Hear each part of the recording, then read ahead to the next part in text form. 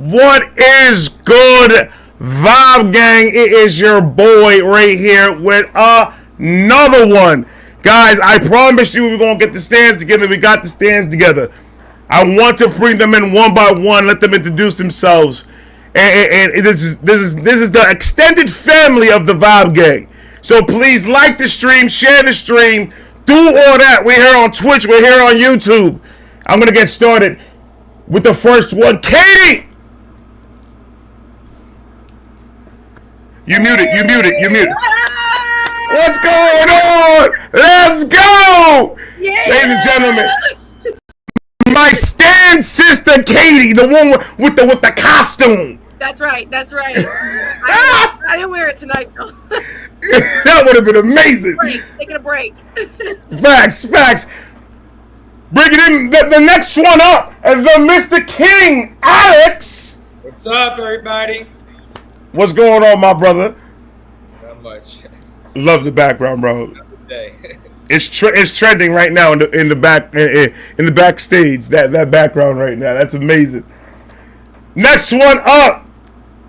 I ain't got the stand shirt. I got the stand shirt, but I got the Eminem hoodie because it's cold as shit in here. You need to wear it today. That's right. Appropriate day to wear it. I got it. It's just cold as shit in here. Next one up, my brother, James. What is good? Is this thing on? This King Kenneth from Connecticut. You automated piece of shit. This is Kenneth Kniff. How are you guys? That's fucking amazing, bro. Somebody clip this shit, please. Somebody clip that, please. I need that recorded. I had to put that shit in my voicemail, bro.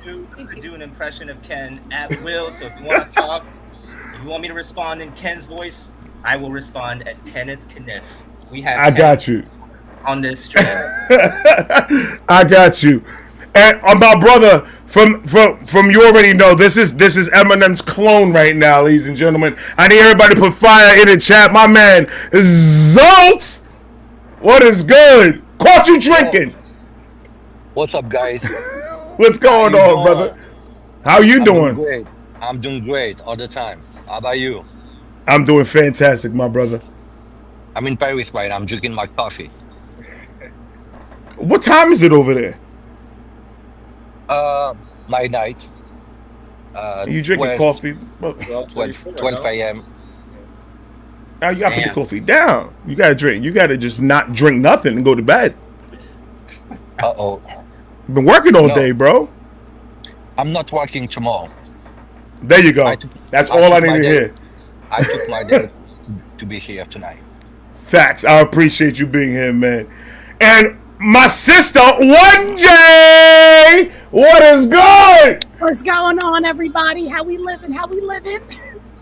Living beautifully. How about you? Hey, living beautiful. A little tired. I just got off of work, but we're good. Happy to be here as always. Amazing to have you. Thank you for coming through. Thank you for taking time. I know we're all over the map and we're all over the place, and it's tough to try to get some time that we all could get here, but it's amazing that we were able to actually get this shit done, man. I'm so happy you guys were able to make it here. Because, like I said, consider this your homes, man, because you guys are family. And that's a fact. Same here. We're Stanley now, you know? Stanley, that's a fact. Bringing up my other brother, Brendan. What's poppin', my guys? What's good? Good to see everybody again. You look like you relaxing, brother. I want to be like you. Okay. I had a rough weekend. I see that. You look like you've been partying. What you been doing? Doing a lot of bar hopping and just doing some Ken Kniff activities. Ooh! You and James need to do something now. Yeah. You and I. Behind a dumpster. Bring it. All right, Ken. Shut up, Ken Kniff from Connecticut. Okay. You automated piece of shit. I can just have to keep. I have to say the whole thing. I can't just say that one part. I don't know why. Bring it up, my other sister, Dahlia. Hey. Thank you for making it. Thank you for coming through. Thanks for having me. I'm over here dying at all that can't connect from Connecticut. So crazy with that shit. Hey, James started it. I just instigated it. That's all. Just instantly. That's all. No, you sure finished it. This is unrated. This is what they didn't want you to see in the documentary. Our unfiltered opinion. This stream's gonna be off the hook. Uh-oh. The shirt, you saying that now everybody's watching. Right? You can say whatever the fuck you want to say, bro. It don't matter. Fuck Just yes. just with respect. But say whatever the fuck you want to say, respectfully. Figure out. I'll figure it out somehow, some way. But just try to do it like that, respectfully. Say whatever the fuck you want. Bring it up next, my other sister, Megan.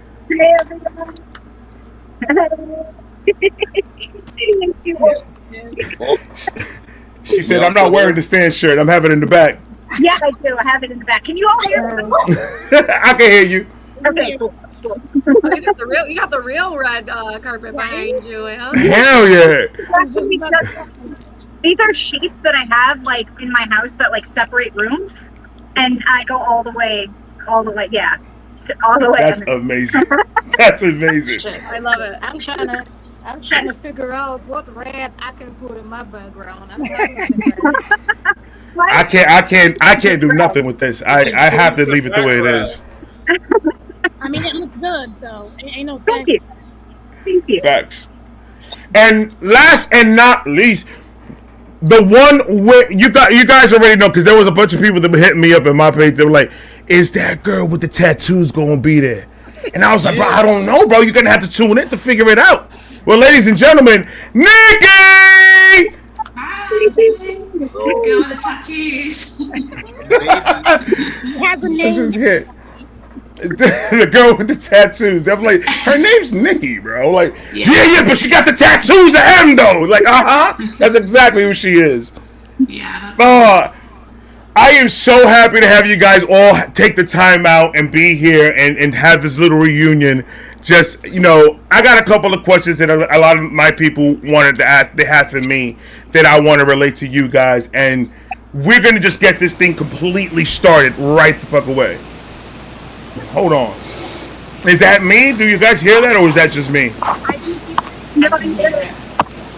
it Marshall? We're going underwater. What is that? Did somebody say, is that Marshall? Yep. Guilty.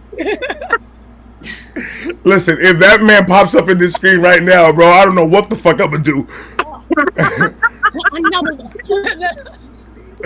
My wife's gonna have to come over here and give me CPR. I'll probably die.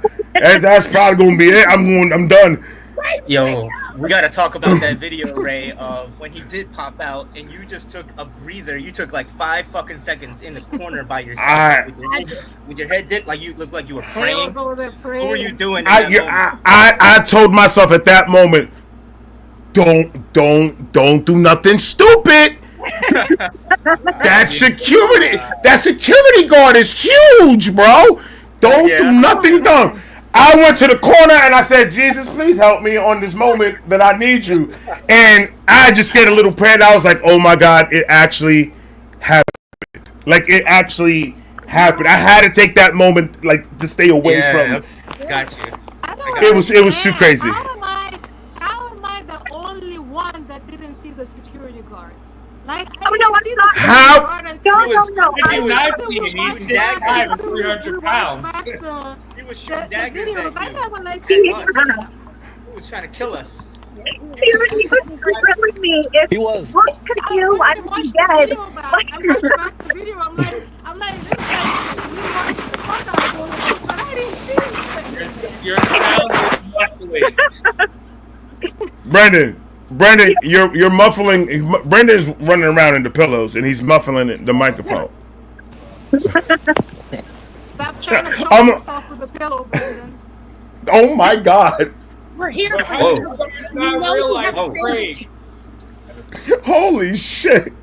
Yeah, please don't do that on the live stream, bro. I don't want that type of clout. Trust me, I don't. just don't do none of that. That's private time, my brother. You do that shit on your own time, brother. No, that moment, I don't know. That moment to me was surreal. How was it for you guys? How like that moment right there when we saw Marshall, just the Paul and the non just spread the steeds apart, and Marshall walked right between them, and he just popped up. What was that moment? What was you guys thinking? Okay. I thought that dude was AI. No, I remember I took Katie in my arm and I kissed her and said, "Come down, we won." So enjoy. I was like not trying to black out. I was like, oh fuck, I'm gonna go down. Look at me. Right? You know, I mean, like he came in, did like a nice little handshake with me, and I was just like, oh my goodness, I touched him. Wow. Right. And like I had to take that step back. Like this is real life right now, guys. It's not. Now what? Now what we gotta do is we gotta work on getting Marshall to make a meetup with Nikki. Yeah. That's what we gotta work on. We absolutely need to work on that because I mean And you gotta bring your baby too. Oh, absolutely. Yeah. Oh yeah. I mean, I guess I'm the closest I've ever been because he knows who I am now. So. Well, to my opinion, Yeah. in my opinion, I'm sure that you're gonna meet him. That's for sure. When, Yeah, how, I I don't know, hope so. but I'm sure you will. Oh yeah. I hope so. Absolutely. It's written in the stars, you know. You gotta put your baby in a Eminem onesie. Yeah. Yes. Yes, that will be amazing. Yeah. On the website. Yeah. Inferior. I mean, she was worth it, but it's still like, yeah. Nikki, I still would love to see every single one of your tattoos. I think I saw up down to your shin where you had the Death of Slim Shady, but there's nothing, no room for his next album. So how are you gonna get the stand soundtrack? I'll make it work. I'll make it work. She's gonna make it work. There you go. She will find a spot. Yeah. She gonna find a place for it. And if he's not retiring to 100, you're gonna have to, I don't know, find every square inch on your body for his album. There you go. Use every piece of that canvas. There you go. That's right. That's right. With the radioed album every 4 to 5 years, so I'm staying. Katie said on your forehead. That'll be crazy. I got a lot of tattoos. You'll make space. She'll do what she has to do. That's right. There you go. You got a lot. You got a lot of tattoos. My mum thought I wanted to try 40th, and I said that I really would like to do be tattooed, and she's like, "What? You're getting more?" I have not finished. Like at this That point, is- I feel how you're surprised. Yeah. Right. Now, Oh, what was that? Okay. a quick question on my end.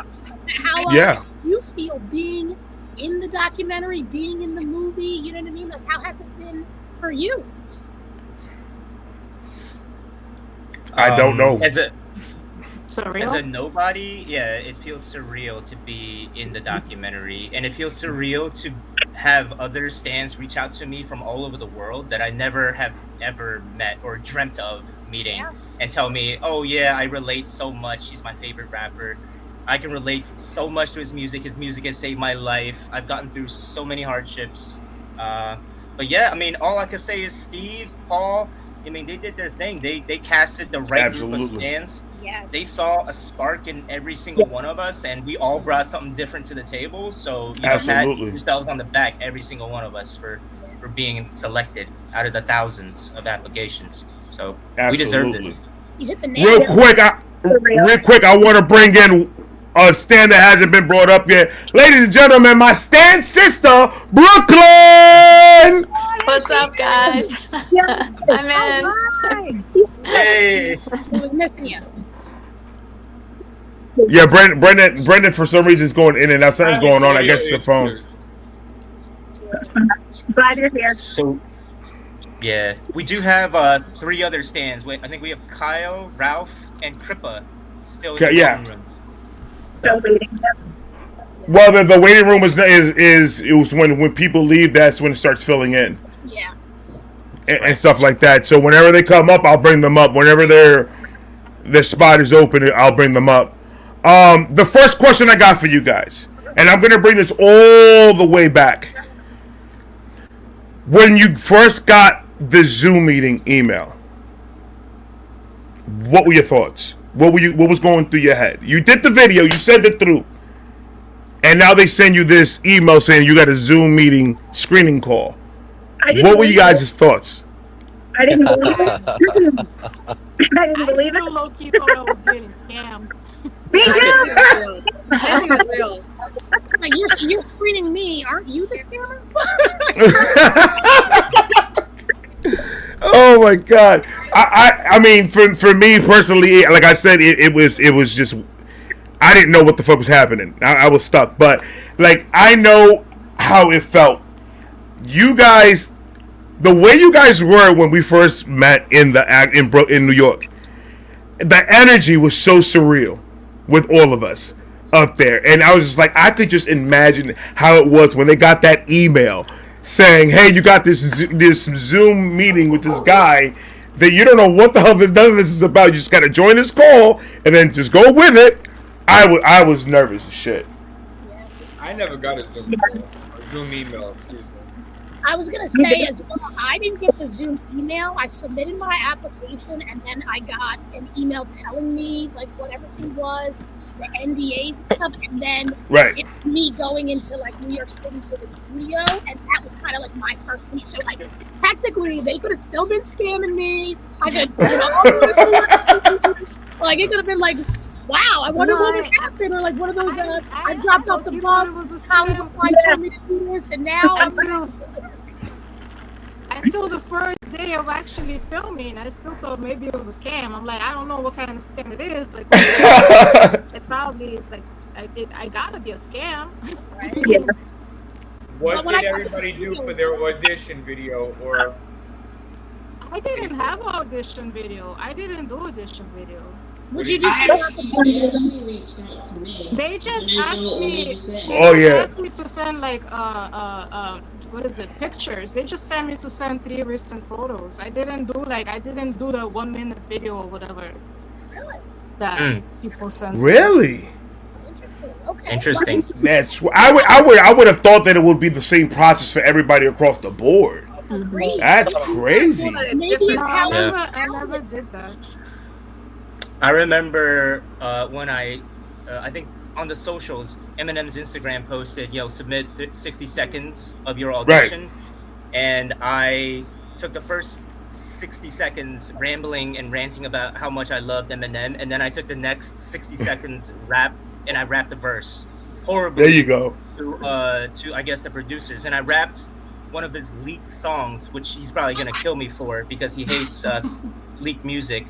But it was a song called Cocaine. I don't know if you guys have heard that song. It's on YouTube. Just search for Eminem Cocaine. But that second verse of Cocaine is the fucking best unreleased verse I've ever heard him spit.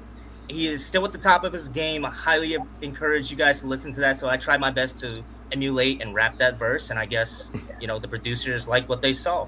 And they invited me back. I want this copy. I want. Yeah, right? Did you see this? I need to see that. You want to see me rap? Oh my God. Send it in our chat. I won't get a copyright. Just don't put the music. Just rap it. Yeah. I mean, I took a lot of my memorabilia. I have like this Eminem Detroit Pistons like collab shirt that I wore. Nice. I had my E-Rabbit Funko Pop. I had like my albums. Like you know what I mean? Like I had a couple things with me, and I was like, look, I love him. Like I ramble as well. You guys all filled out the application that was online? I didn't. They reached out to me. Well, you were just So Nikki, you said. Experience too. Like they found me. I never filled out the application. So Nikki, they reached out to you, and they reached out to Dahlia and Nikki. They reached out to you too. Whatever.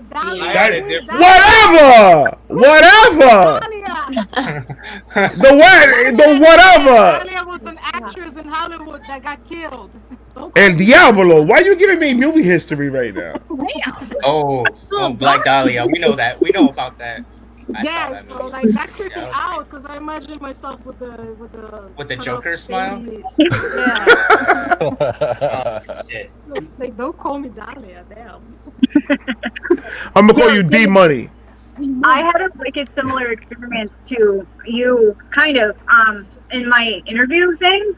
And, but okay, so I do poetry and I write a lot, and they asked me to like bring my books in and stuff for the interview. And I did, but before that, they asked me to like read some of my poetry, right? So I did. And the ending of one of my poems, I was blown away when I heard Brand New Dance, because this line, can I read it to y'all? Ready? Yeah. It is ridiculous. It's awesome, actually. If it wants to open. Hold on. No, it's not opening. But anyways, I pretty much say, fuck a duck, I'm stuck. And he used, like, you guys know that, right? Yeah. So I wigged out. I was like, holy shit.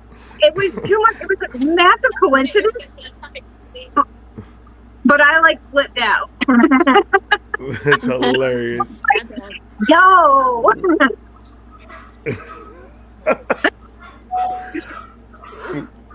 Now, have you always written poetry, or did Eminem get you into poetry? Like, how did that? He did. He got me into it. He got me into writing. And obviously, I can't rap for like shit, but I do write like I rap. Like I write like a rapper. I write raps. I'm a white girl who writes raps. And yeah, I've got like a lot of them. I've got books. I've been writing since I was 11. I started listening to the M when I was 10. And then when I was 11, I started writing, so I was going through a lot of shit at home. A lot of crap. You ever thought about putting it on wax? I have. I actually have a lot, and it's decent. Like it's not shit at all. It's really good. Yeah, I've got a lot of it. I would definitely do that for sure. Send me a link, and we can watch that later. Definitely, absolutely. Put it on the private chat. Catharsis, you know what I mean? I write poetry as well, and I write my rhymes and everything, and it's like an emotional experience for me and stuff like that. Nobody has to like it, but if they do, that's great. You know what I mean? But it's like a release. Yep. Now, did M get you to do poetry? What's that? No, I've actually been writing poetry since I've been 7. I was like since 7, yeah. Published like when I was a kid and stuff like that, just like kid poetry in a sense. But when I discovered Eminem and even like a lot of my favorite rappers like Tupac and stuff, they are very introspective, emotional type of rappers, and that's the type of artist that I am. So I think I really embody that just myself, but also M and Pac, like they embody that as well, where they speak to me. You know what I mean? Yeah. Amazing. Rest in peace, Pac. Absolutely. Oh, that album that M did in respects to Pac. Oh my God. Oh yeah, he produced every beat, bro. Oh, that was amazing. People don't give M a lot of, I don't know why they don't give him a lot of credit for being a producer, but he's produced a lot of good fucking hits. Hits. Yep. Fire. Hit after hit. It's crazy not like people are just like putting him on the side. He like focus on it. I think sometimes not that he needs to focus on it, but he still has that I'm a rapper vibe. So like I'm not even gonna touch this production. But I think absolutely if he, like put in a little bit more, a lot of people would give him that respect because his beats are hard. Like Uncle, can we just answer to your question about the reaction that we had of the Zoom, because this is very interesting to me to know how did you react for the Zoom. From the producers, Zult? Yeah. So I still have the email from the producer that reached out to me. So she had a Gmail email address, which I thought was a fucking scam. She emailed me on July. Everybody thought it was a scam, bro. Cause I ain't gonna lie, when I saw that email, I was like, these motherfuckers need to stop playing with me, bro, with this bullshit ass emails, man. No, we still have, but I'm gonna still do this just in case. When they first reached out to me, I laughed. I looked at my phone, I laughed, and I closed my phone, and I was like, ain't no fucking way in hell. I woke up the next morning and I said, you know what? Let me hit them back just in case. Yeah. I'm gonna do it. So I can read from the email that the producer sent me. So she says, "Hello, James. I'm reaching out because I wanted to check in to see if you're still interested in doing an interview for the Stan fan documentary that is being made that you submitted for. We will be shooting sometime in September for our last round of interviews, and I wanted to check if you're still interested in being a part of it. Looking forward to hear from you." And my response was, "Yeah, I'll suck a dick to be in it." No, actually. There you go. That's exactly how you're supposed to do it. I'm still very interested. I look forward to being a part of it. And then I guess we exchanged some emails back and forth. It wasn't shooting in September. I actually went in to shoot really, really late in the process. I went in early November of 2024 last year. And I went in to a studio in New York City. I barged in. Steve was talking to a gentleman, and I just very rudely interrupted their conversation. I was like, "Hey, I'm James. What's up, Steve? How you doing?" And then I look over and I recognize him. Maybe like a week later, it's Carson Daly. So Steve had Carson Daly as portion of the interview, and I just stepped in front of Carson Daly because crazy. Shout out Carson Daly. I don't know what that's like. You're a nobody. I am James. I'm a nobody. Carson, I acted like, let him know. Like I was somebody, like I was the shit. Because you are. You are somebody. You know what I'm saying? You are somebody. Absolutely somebody. I know. We're not a nobody. None of us are. We're somebody's regardless. We are somebody. We're not, you know? We're the only ones that call ourselves the legitimate stance. Mm-hmm. We're certified stance. And nobody can say nothing to me. And I wish a motherfucker would too. Oh my God, I wish. I've been on my shit. I've been doing my fucking Marshall Mathers LP reactions, and I've been begging people to go in the comment section and talk crazy to me. I will go there for hours. Nah, I mean, I love your reactions. I love the fact that you pause each song and you just go right into it. You talk about the lines, the bars, talk about everything. I love it.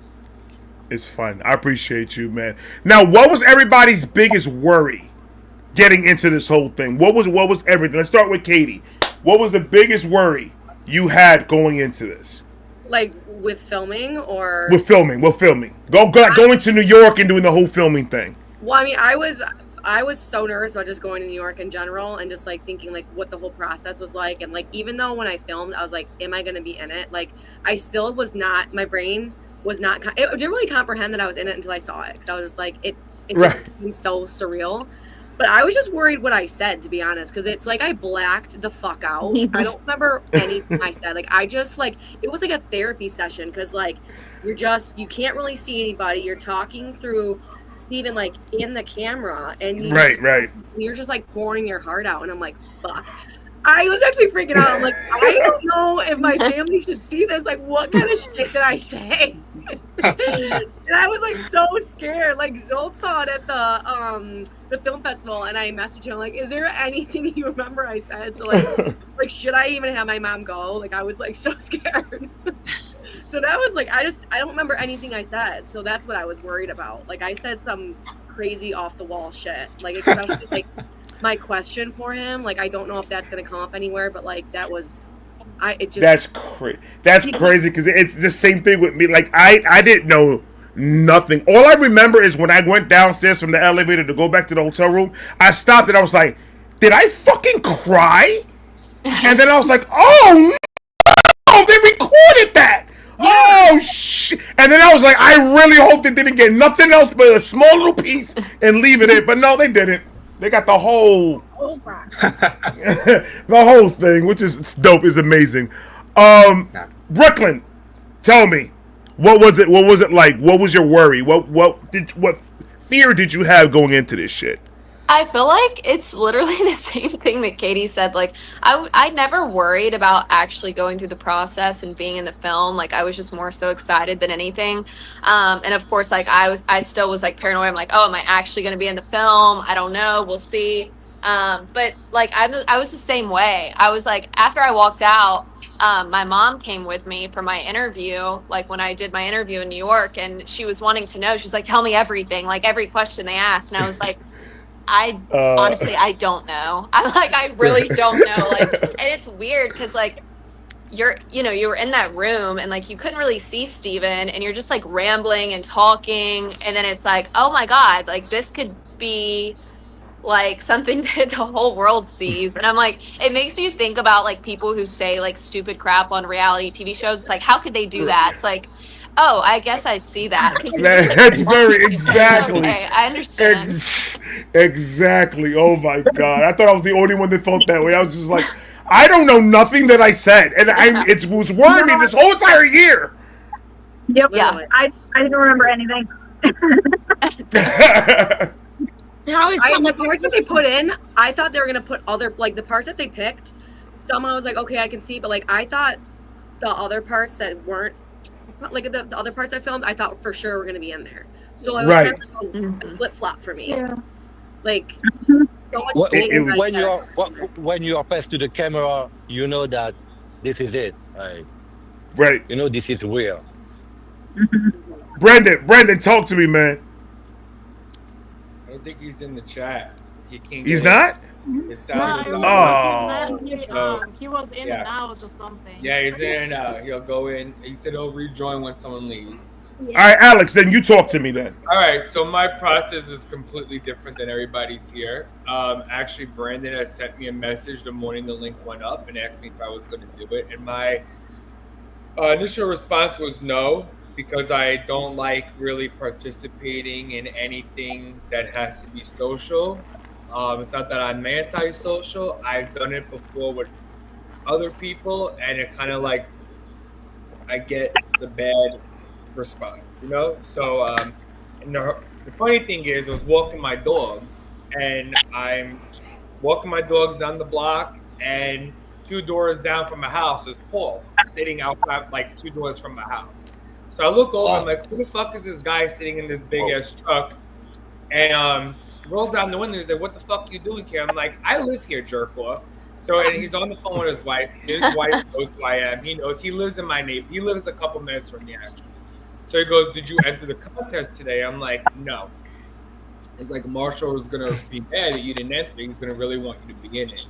So I said, all right, I will think about it, and I'll go home and put something together. So I went home. I had a flight actually that night. I was going to the West Coast. So I went in the basement and started digging up fucking ticket stubs and all my signed CDs, my vinyls, tour books, Funko Pop, bins of fucking shirts and magazines, a bunch of shit. So I make a video. I didn't like how it came out. I did it 10 times. And then I bump into him again me and Brandon bumped into him in Detroit when he premiered Houdini for the first time. And then he introduced me to a bunch of people, and he was "This is Alex. He's been following Marshall for over 25 years. He knows who he is. He's been there since the beginning. We really want to, have him in the movie.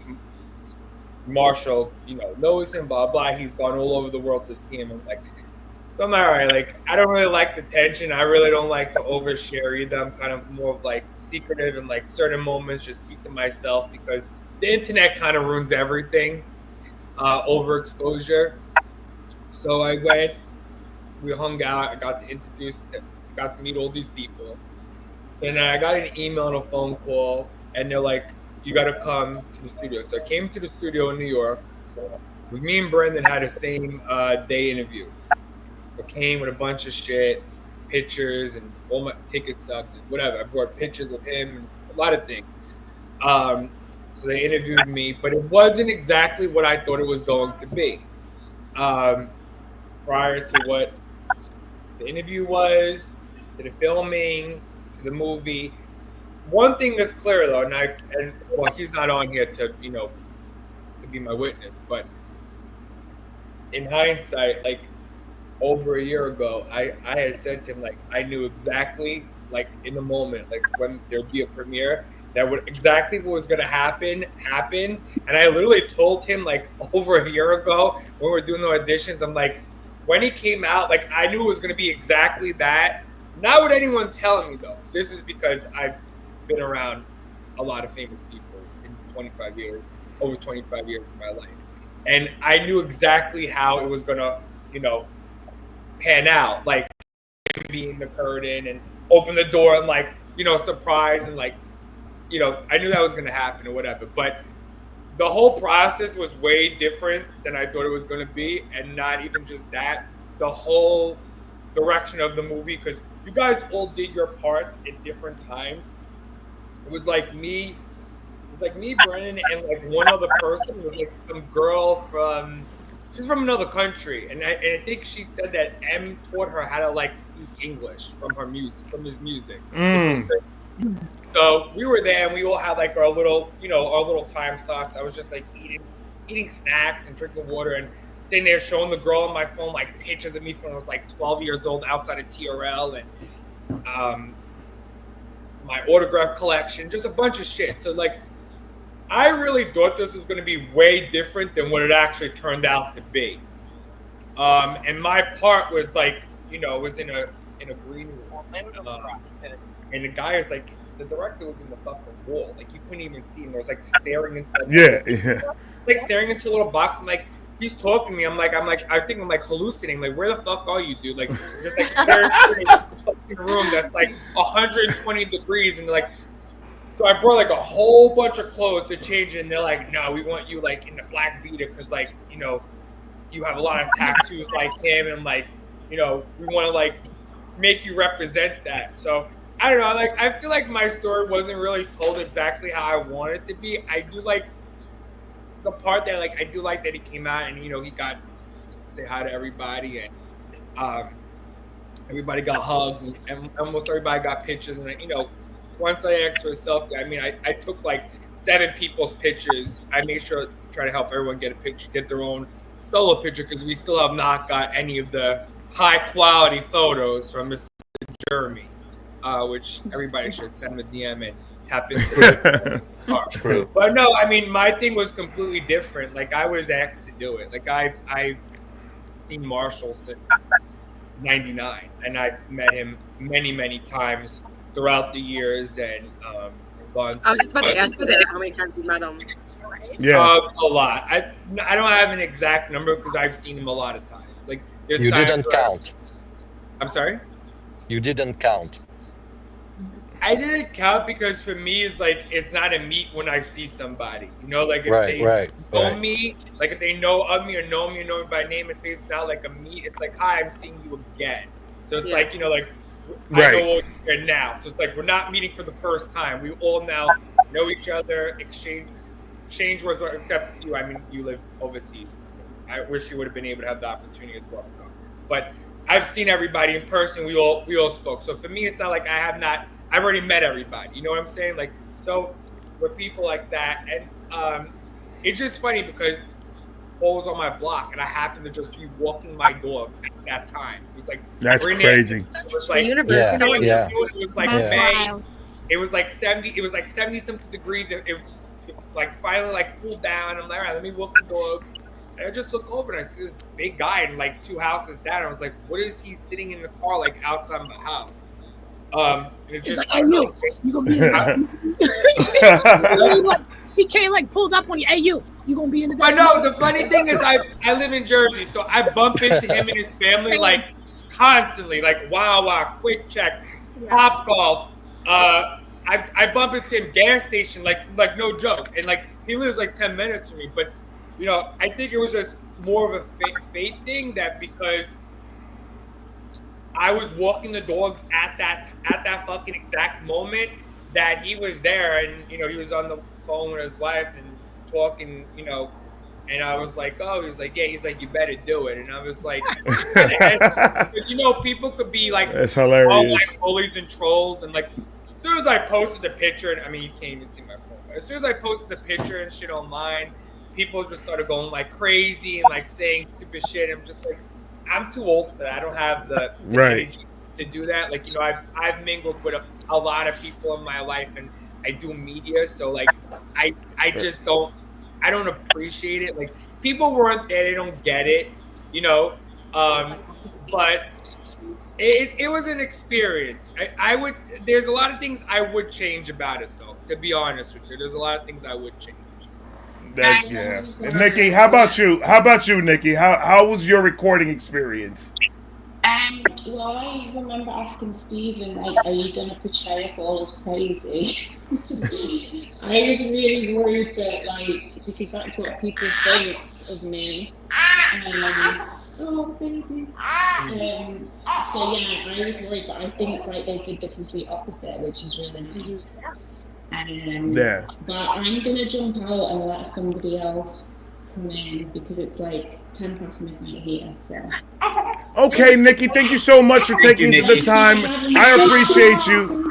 We're gonna hashtag M, and we're gonna make sure we're gonna make that meeting happen. Thank you, Nikki, for coming. I appreciate you. Right on time. Have a nice night. The baby was sleeping. Right, and then it's Yeah, the baby was ready. The baby was ready.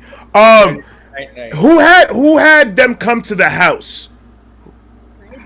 you. Me. Oh, for sure. Where do you live? How was that for you guys? Having somebody like come. I freaked the fuck out. I didn't want them to come to my house. I was like, I don't want them to come to my house and see that I live in the actual basement, like real life fucking Stan. I didn't want them Right. to come and see that.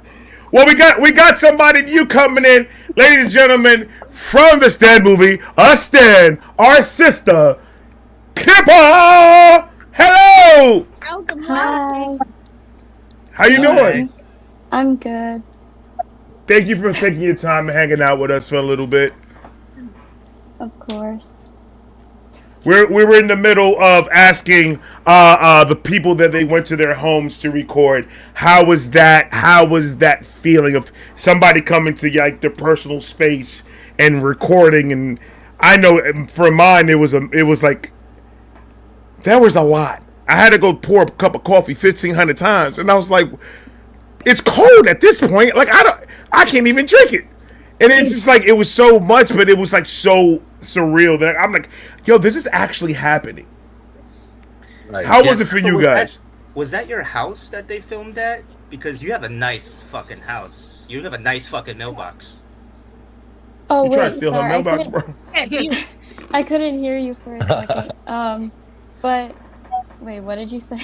Sorry. I said, so the film crew filmed at your house, right? Because you walked to your mailbox to send them a letter, and I was just saying how nice of a house you have and how nice of a mailbox. James wants he wants your mailbox. Yeah. I don't want your mailbox. I just how nice it was. I was like, oh shit, that's a nice mailbox. Well, when they first came to my house, I was scared because they were like showing my house to the public and everyone who was gonna go watch it. But I realized that my parents are really proud of like what they earned in our home. So knowing that they would get to see our home on the big theater screens, they would get to see what they worked so hard for, and it made me feel happy. That's really good. Like that's amazing. That's really awesome. Yeah. I'm sure they feel a sense of pride. Yeah. Mm-hmm. Oh yeah. Hell yeah, because you got your part of the movie got a lot of people talking. Yeah. It made Marshall cry. It made Marshall cry. I cried when I went saw it on August 7th. When your part came in, I was like, I ain't crying. It was just something in my eye. But yeah, it definitely was an emotional one. I remember I cried when I seen the movie at the Times Square.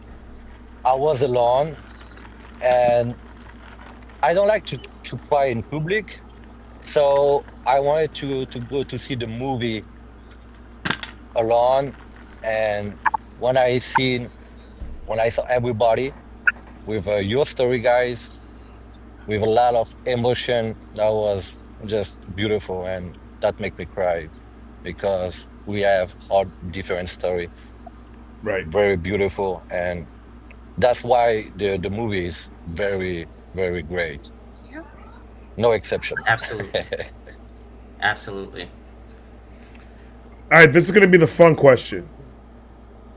What what camera shot did you guys like the most of yours when we saw the movie in New York, Pier 17, big ass fucking screen?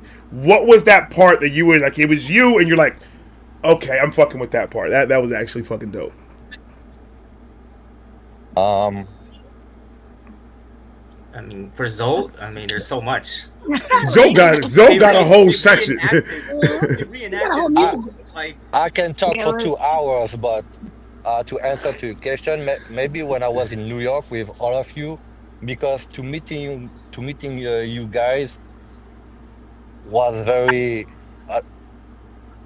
That means a lot for me because I never met fans just like you.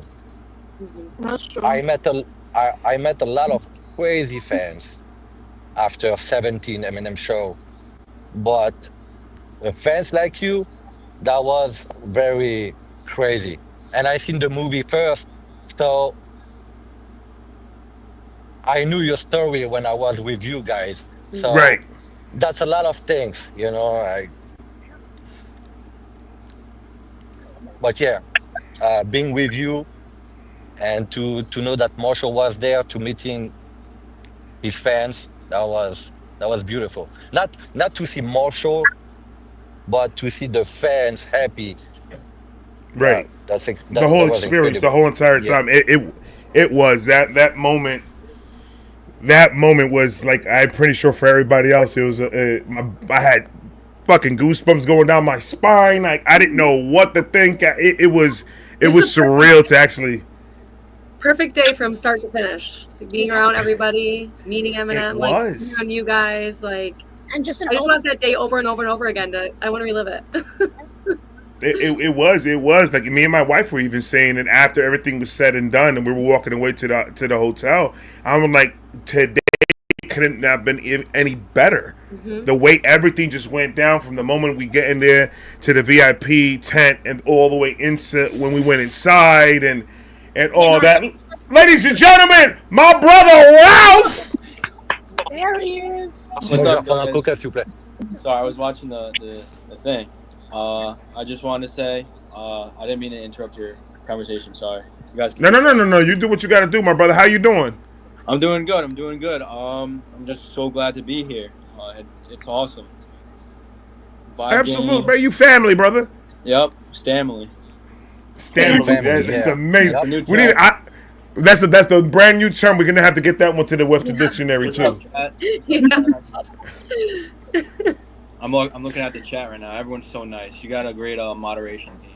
Yes, sir. I've been looking at it, and they're keeping it very positive, very very beautiful. Shout out to the mods. I appreciate every single one of you. Blue Wrenches, Vibe Hive. I love all of you. Thank you so much.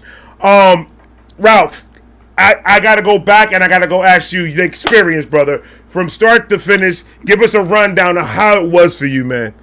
Man, it was incredible. I'm just astonished. So proud to be a part of this project. I think Brooklyn also just got disconnected, so we could have her back one day. Anyway, let me not get sidetracked. I got you.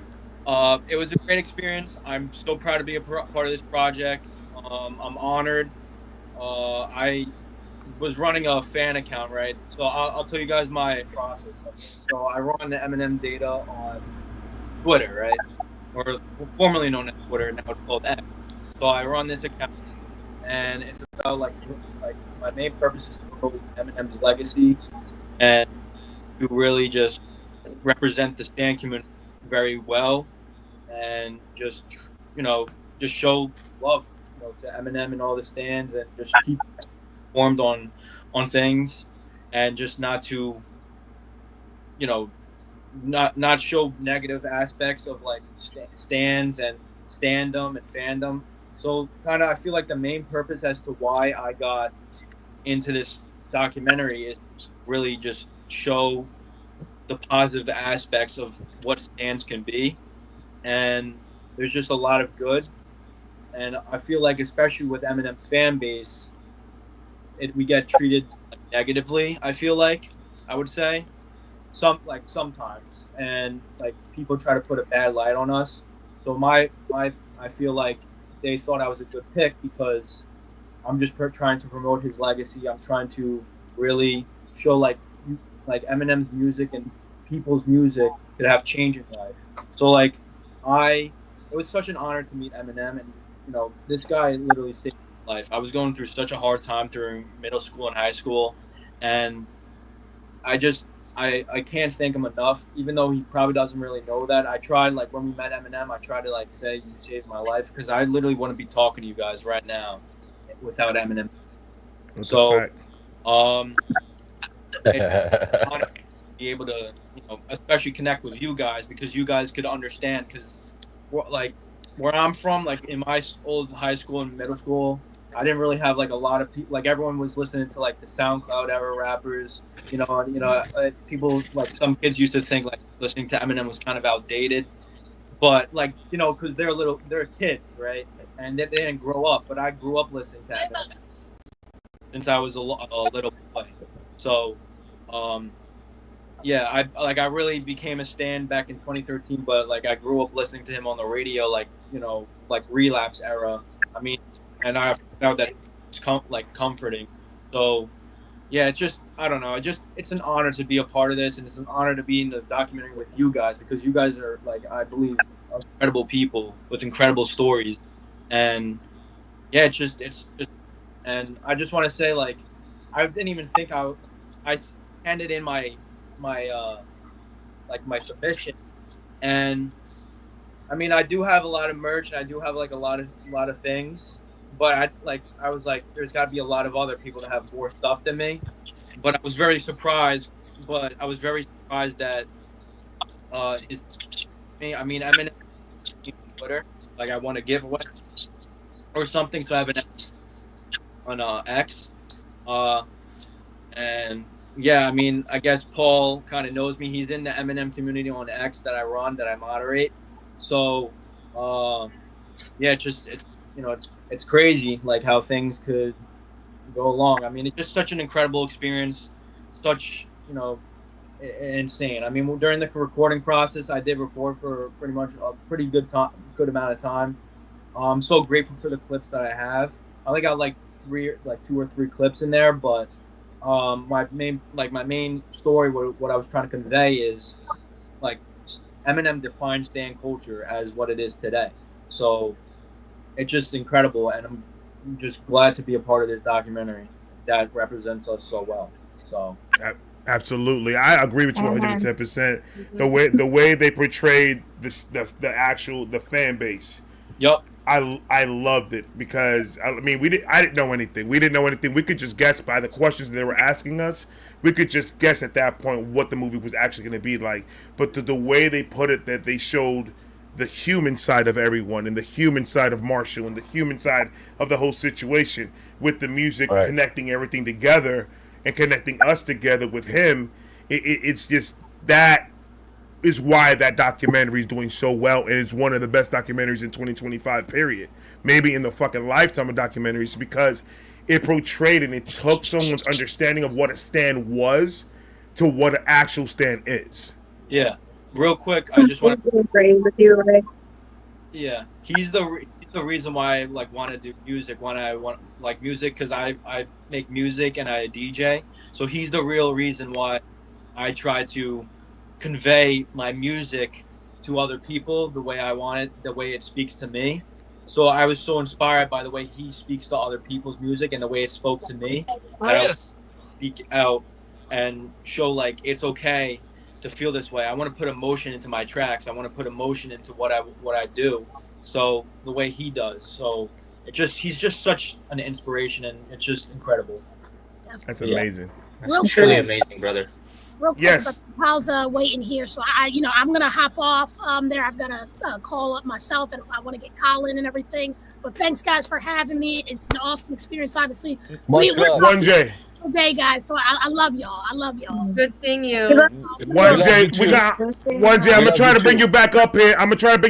So we can talk about the panel, because me and you were on the panel, and I want to hear how it was for you in the panel. Or if you have a couple of minutes, real quick, you can tell me real quick how it was, how that was for you, being, you know, they telling you, hey, you're gonna be in the panel, and we're gonna be up there with Paul, with Devin, and Steven and all that. How was that for you? That moment? No, that was another surreal moment. Just even being picked for that, I was really nervous.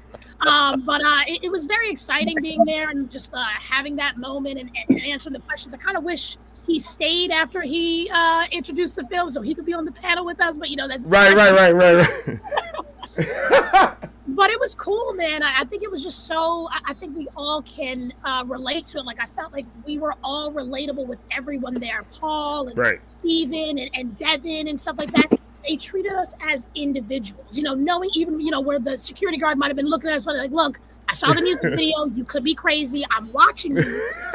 Also, like, you know, even the respect that M gave us, where he was so honored to be there with us, not just, hey, I'm Eminem. I know you want to see me. Come on. It's like, no, like, thank you for being in this film. Thank you for allowing me to continue the career that I have and to touch our lives the way that he has. You could tell that he was so appreciative of this. Steven was so appreciative of it. Even Devin bringing his son and knowing all of this. Like, it was just such a full circle moment with all of us. Even like you guys were saying, like from there to seeing him in the premiere and stuff, but even from the moment that we had found out about this documentary, we submitted our stuff, we got picked, we did the interviews, got to the premiere, got to meet him, and now where we are now, it's just such an experience for us all. And I'm glad that we're able to have that with our fandom, with our love for him, with ourselves. I think it's just beautiful. It was just a beautiful experience all around. Amazing.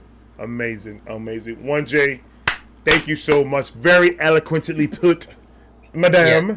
Appreciate y'all. You guys stay safe. All my love to you. You know it. And we'll talk. All right. Eminem forever. All right. Eminem forever. See you That's guys. right. Later. See ya. That was amazing. Let's see who we got popping up new, because when somebody leaves, somebody else pops in. But one's just gonna have to pop out.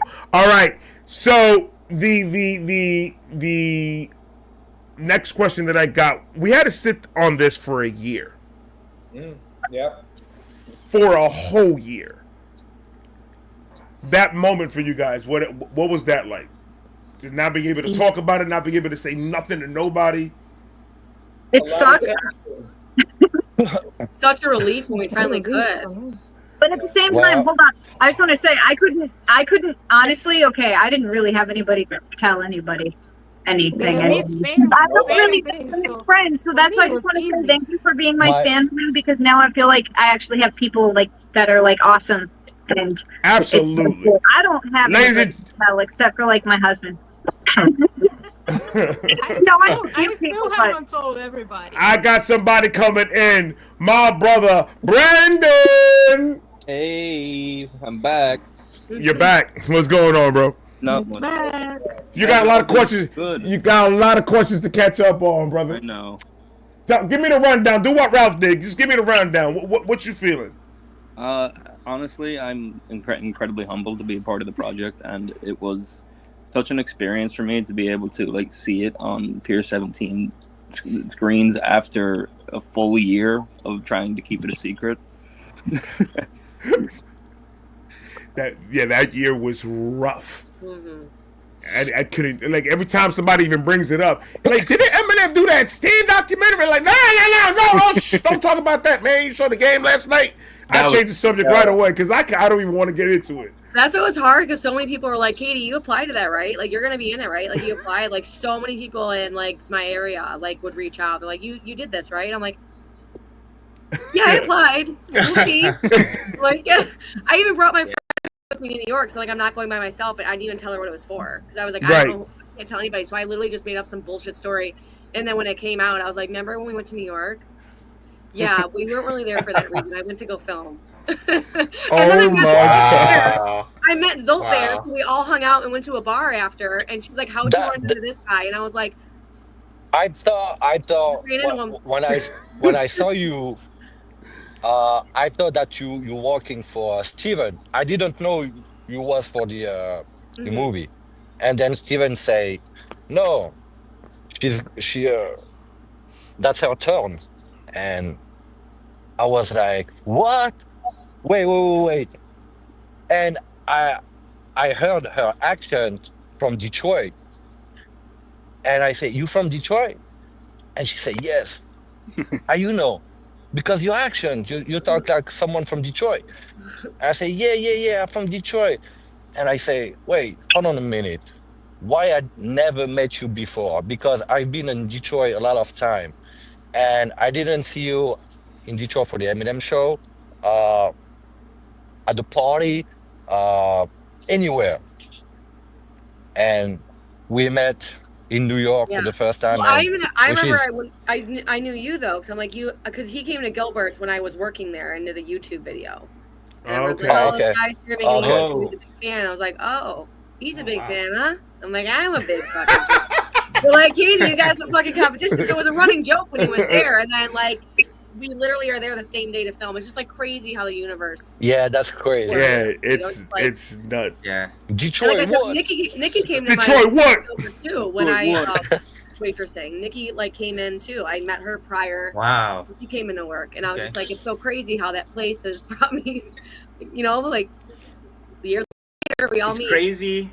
It's crazy that they had you fly to New York to film, and then they also traveled with you back to Detroit to film in Gilbert's, and also traveled back to Detroit with you, Zult, to film, at his old home. I think that was also in time. Paris. Look, here's the thing, guys. I'm going to talk a little bit, not too much, because I'm going to leave soon. They didn't come in Paris. I started to film in 2014 with them, basically. And I didn't have a news for many years. And Stu, shout out to Stu, man. Man, I love him so much. And Stu came to Paris, and I went to see him, and we spent a day together. And at the end of the day, that was in 2020, by the way. So I asked him, what about the documentary? It's been 6 years, man. So what's up? Oh, shit. And he said, don't worry, Zult. Just wait. And I was like, holy shit. Okay. Anyway, and then 4 years later, right? So last year, someone contacted me for the Zoom videos.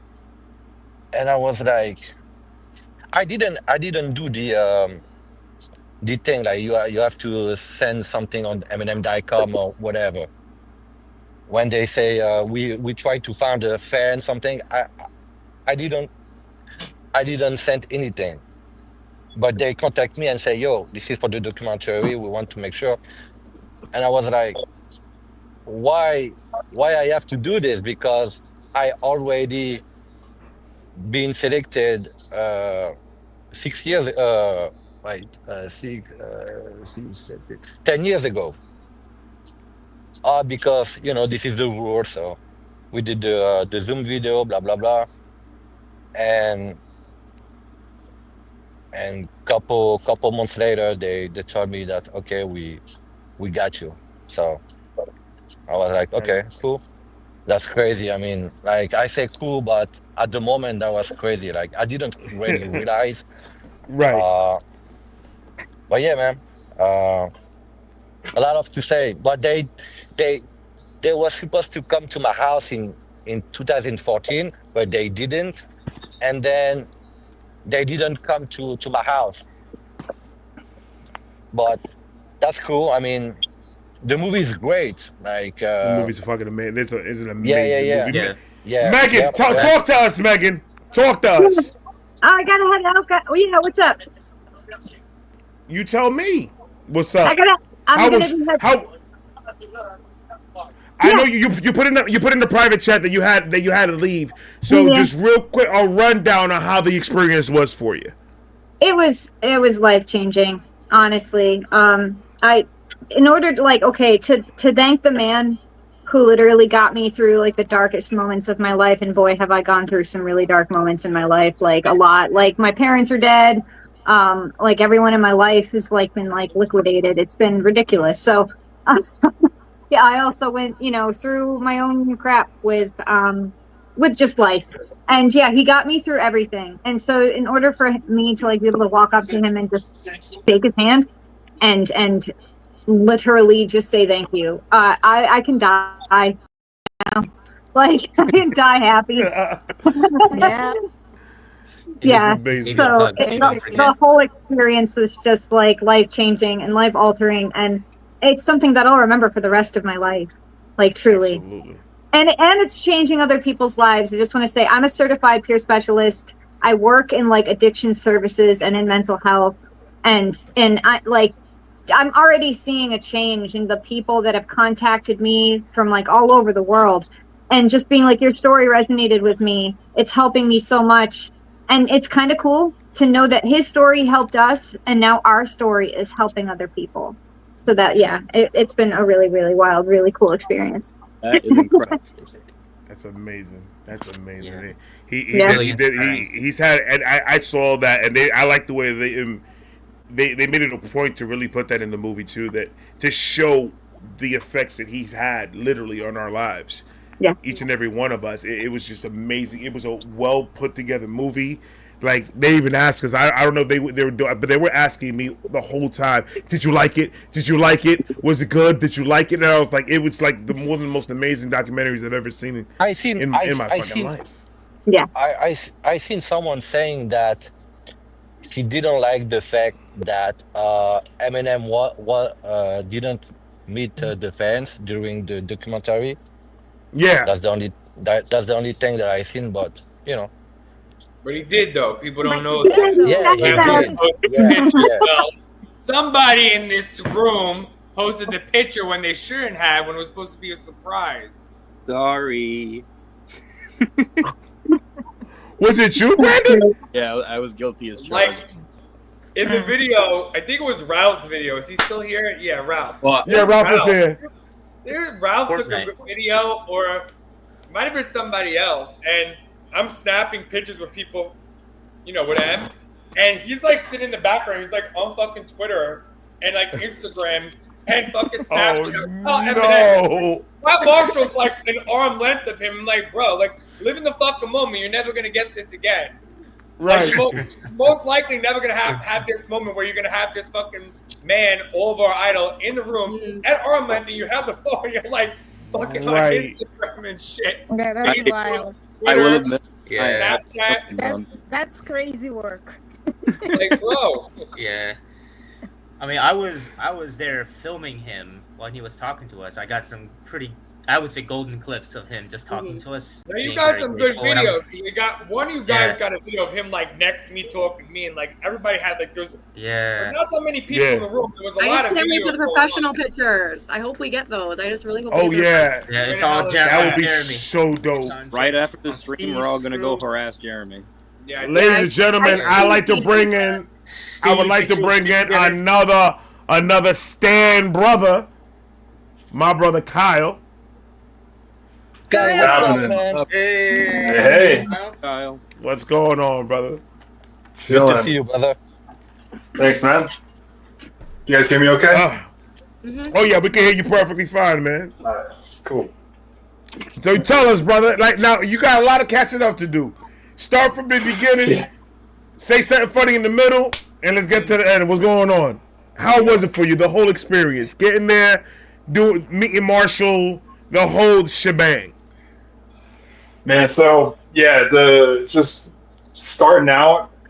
I didn't think it was real. I was like every step through the interview process in the beginning and stuff like that. I was like, oh man, there's like thousands of people who applied for this. Like, there's no way I'm getting through this. Like, it's it's just little on me. I'm nobody, and stuff like that. And through every step, I was like, okay, one step closer, and then flew out to New York, and I was like, shit, this is is this fucking real? Like, right.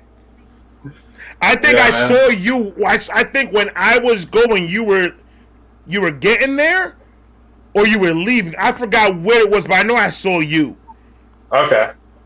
Yeah, and I think I forgot somebody else I saw. Some other dude I saw. I forgot his name, but I saw somebody else that is not here. When I was leaving, I think it was Alex. Right? Was it Alex? Oh. No. I don't think it was Alex when I was leaving. Was other people interviewed and didn't make it into the film? Yeah, because there was a young kid who went right after me, and I haven't seen him. So yeah, there was a girl that went sometime. She was in the waiting room. She was there, and I didn't see her in the movie at all. Okay. So I think there were a couple of people that weren't to make it. They filmed more people than they actually showed. Damn. Yeah, they filmed. I think so. Yeah. A lot more. Yeah. Yeah. I didn't know that. I did not know that. Yeah. She said there was like it's wild. people that auditioned, and then they probably filmed like more than 50 people. Oh yeah. Wow. Yeah. And it's wild to me, Zult's story about how long this documentary has been in the works. Literally 11 years. 20th anniversary years ago. Yeah. That's crazy. And it just really got rolling last year, which is that just shows how meticulous they are with that, man. Here's the thing. They did an incredible job because they, everybody was great. Everybody got their story, blah, blah, blah. But they really did, like, nobody are better than someone, like, we are on the same train, like, just like this. So, I remember I took Steven at the Eminem studio, not where he's working right now, but where he recorded the Eminem Show encore. And we went there.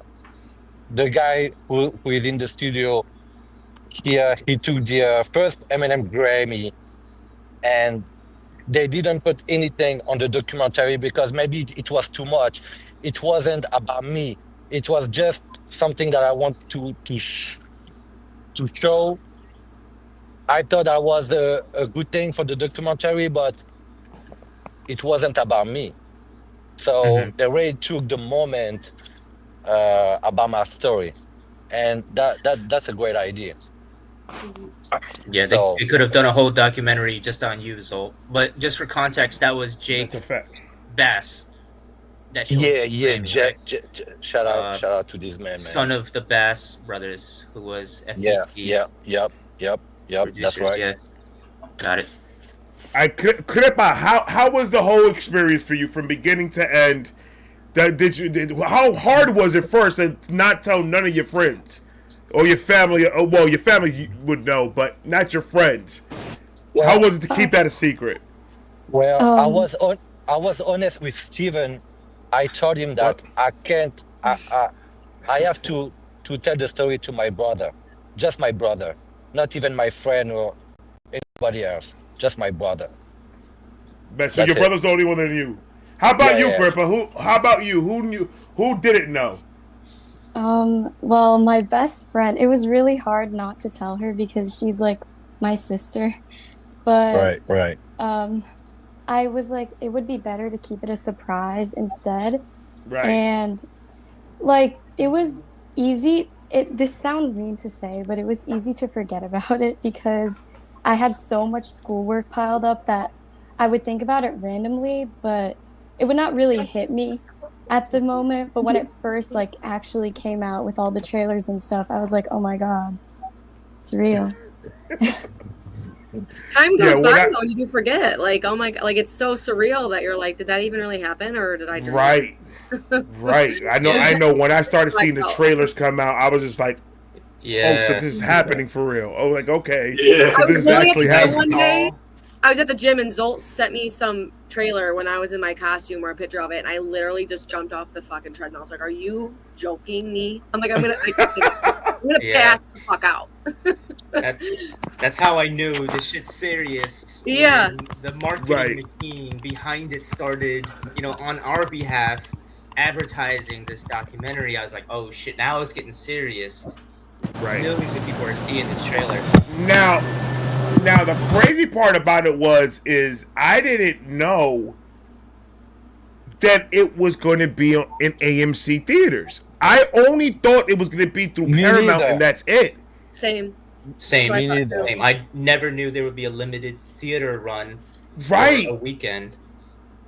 And that's when I started to freak the fuck out. That's when I was just like, AMC? I was like, what? No one told me this.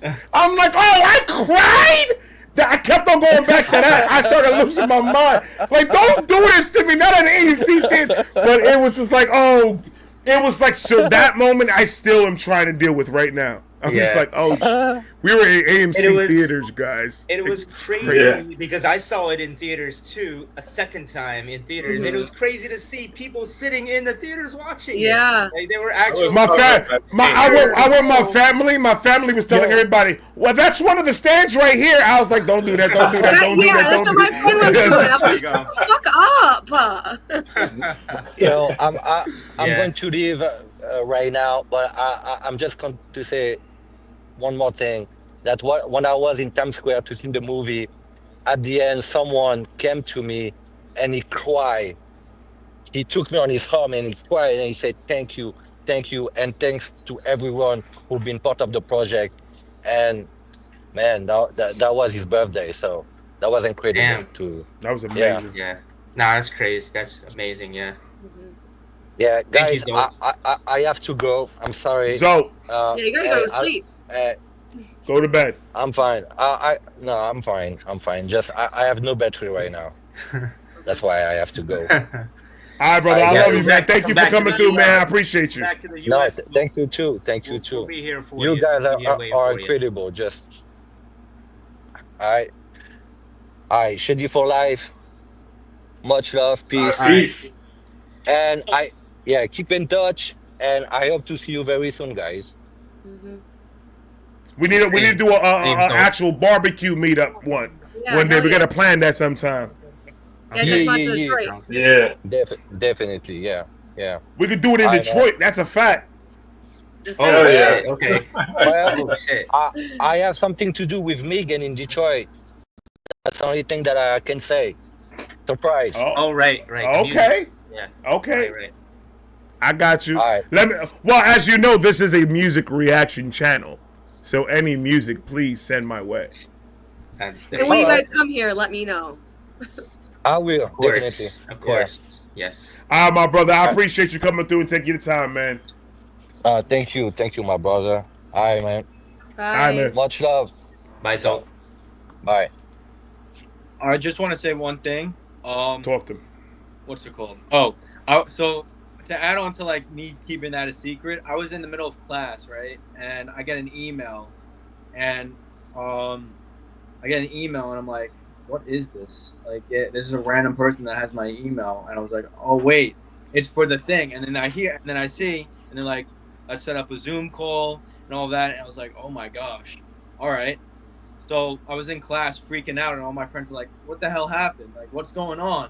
And it was so hard to keep a secret, but I kept locked. But yeah, but I didn't really talk about the process with me, but for the process with me is I obviously submitted my video. Then I got the Zoom call that I set up. Then I talked about how all that stuff, Eminem's music connected with me, and all that other stuff. How I want to make music, I want to do this, I want to do that, and it's all because of Eminem. He's inspired me, and he pretty much saved my life. So yeah, then that happened. Then I got to New York, and I was 17 at the time, so I had to bring my mom, and I think they wanted to bring my mom in, but I think Steven asked my mom, but my mom's like no, and so maybe I guess they wanted to like film at my house or something, but I don't know. I just wanted to tell you guys my part of the process, but Yeah, it's just Amazing, crazy bro. to see like how everyone's different details and all that. Oh yeah, man. The way they do it, they know what they're doing. I had no choice. Well, we had no choice but to trust the process because Yeah. it's out of our hands. They tell us to go. Like I literally didn't know. I thought this was all a scam until I went to the airport the first New York trip. I told my wife two things are gonna happen. Either I'm gonna get to New York with this flight that they sent me, or I'm not gonna make it and get some bail money because they're probably gonna arrest me. If it's a scam, I'm screwed. I'm like, but we're gonna figure it out once I get to the airport. But once I got there, I got to New York. I was nervous as shit the whole time. It was just surreal. The whole moment was crazy. I thought it was a My mom's scam like, you're until gonna I'm get in the kidnapped. studio filming. What I'm in the happened? studio. I thought it was a scam until I was in the studio filming. I'm like, okay, well, now it has to be for real because, like, that's weird to have all these cameras set up and the red curtains in the background and all that just to scare somebody. Plus, what they scamming me for? I ain't got no money. Fucking broke. They ain't gonna get nothing out of me. Right. And even when you're there, like I thought they were gonna pick me up in a car to go, and they're like, "Oh, we're gonna walk over and meet you in the lobby. We're gonna walk." I'm like, I'm about to get fucking robbed right now. What the fuck? I'm like, what do you mean you're walking, buddy? What does that even mean? I'm like, They did the same thing to me. They was like, all right, we're going to meet you downstairs at 8 a.m. in the lobby. And I was like, all right. And then I got there. They got there at 8. They're like, all right, we're walking. It's 2 blocks down. Yeah, 2 blocks? I was like, what? I was like, oh. I was like, man, do you guys understand that I sweat profusely? And you guys want me to walk 2 blocks? Yeah, I better have that when we get there. It was It was hot that day. I was just nervous. So I was just like sweating. I'm like disassociating. Like, oh man, I got one more. That moment that we were able to shake that man's hand, we were able to hug that man and tell that man what he means to us. How surreal was it? Like, how long did that high last? Oh, I just want to say I was literally up from that night because I went with my family. I had my family over, so from that night, I was up till like 10 a.m. Like from that night, I was up till 10 a.m. I had like the biggest adrenaline rush. It didn't calm down till like 3 days after. It was insane. Like I bet. Like, dude, you got to go to bed. Like I like. Oh my gosh! Like it was insane. yeah, I literally didn't sleep for 24 hours. I ended up going out after the premiere, and I ran into actually like Paul Rosenberg and everything, and I had some drinks. And I was like, "Hey, can Eminem give me a ride home? We're both going to Detroit." I'm like, "I gotta fly Spirit Airlines home." He's like, "Marshall's Wait, not Paul here." was at a bar drinking. After? I was, and I was like, I'm like, it was like 2 a.m. He's like, "You're flying Spirit?" I'm like, "Yeah." He's like, "When are you leaving?" I'm like, "I gotta be at the airport at 3. He's like, "It's 2. I'm like, "I know, I'm fucked." So I just didn't go to sleep. I ran home to the airport. Love the red eye. And then I cried for like literally 9 days straight because I was just like shocked. I was just like literally cried every single day. It was just crazy. But that was wild. That was wild. I had to go to work the next day, and then I had to wake up at 5 a.m.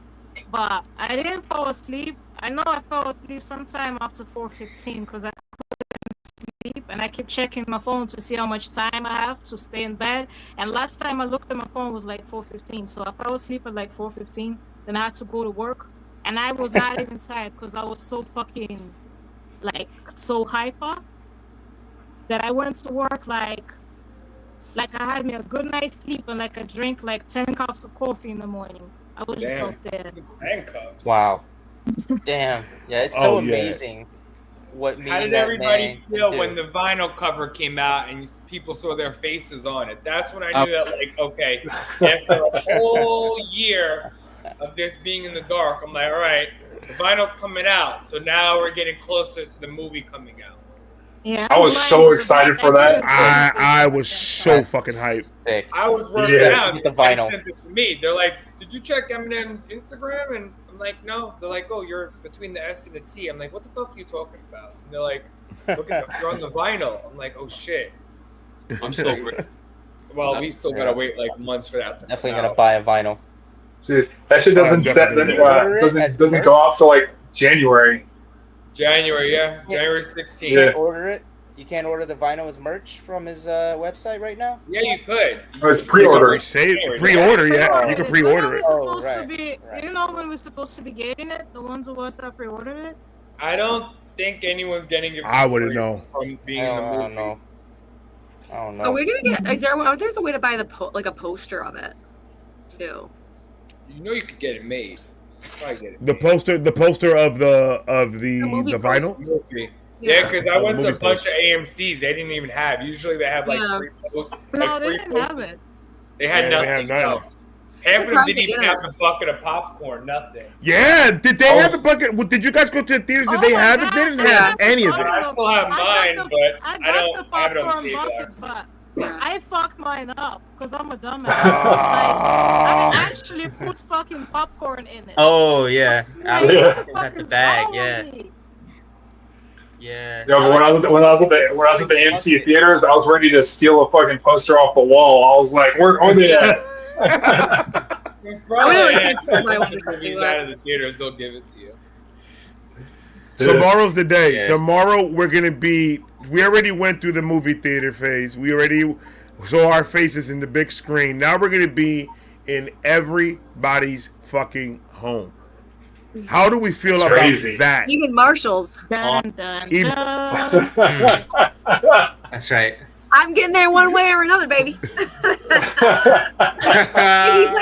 All legal too. Like he invited me over. What are you talking about? Yeah. That is consent. This is happening tomorrow, guys, or today to some people. Yeah. I'm after the AMC. I actually am still fucking like on a high off of it. I'm still in like I sit down and look at the pictures. I sit down and look at the videos, and I'm just looking at it. I'm just like, this actually fucking happened to us. Like this, like we were actually part of something big in Eminem's life, but in hip hop, in the culture. People don't understand like this is bigger than just being a stand, being an Eminem documentary. We're gonna be part of his legacy in hip hop. Yeah, and that to me, I still is still hard for me to try to understand it, but it's amazing. It's an amazing feeling.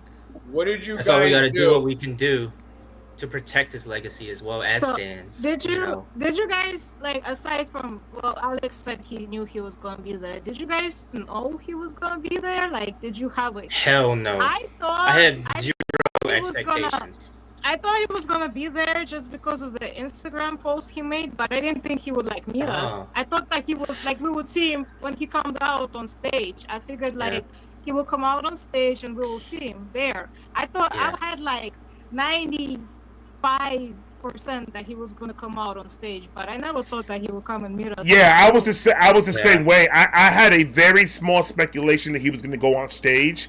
I did not expect him to walk in through that door. Yeah, I mean, it was the New York City premiere, so if he wasn't gonna go to that, he wasn't gonna do anything else for the movie. So, like, you know, it was almost true. If he wasn't gonna show up for this and to say thank you to us and to present the movie, you know, to introduce it, then he wasn't gonna do anything else. He doesn't ever do much promotion. That's what everyone I talk to, like my friends are like, he's gotta be there. He's gonna be there. Like he's gonna be in this movie. But I'm like, it's a 50. I'm like, he's so like selective and secluded that I'm like, you don't know, because there's been so many times that I've tried to go places that thinking he's gonna be at, he's not there, or there's places that he just pops up. That's what I was like. Everybody was telling me that. Everybody was saying like they're like, yo, M's gonna be there. M's gonna be there. And I'm just like, bro, I don't want to get myself hyped up. Right, exactly. And then that not happen. I was like, I can't do this. This is it's already surreal that I'm in the movie. I'm not gonna ask for too much. But then when I saw that man walk through the door, I was like, it's a wrap now. Yeah. I never had expectations of meeting him. I don't think I'll ever meet him again for the rest of my life, and I'm okay with that. I'm not, needy or anything. But I think was it Ralph who said, you saw big ass SUVs and Entourage pulling up. Oh yeah.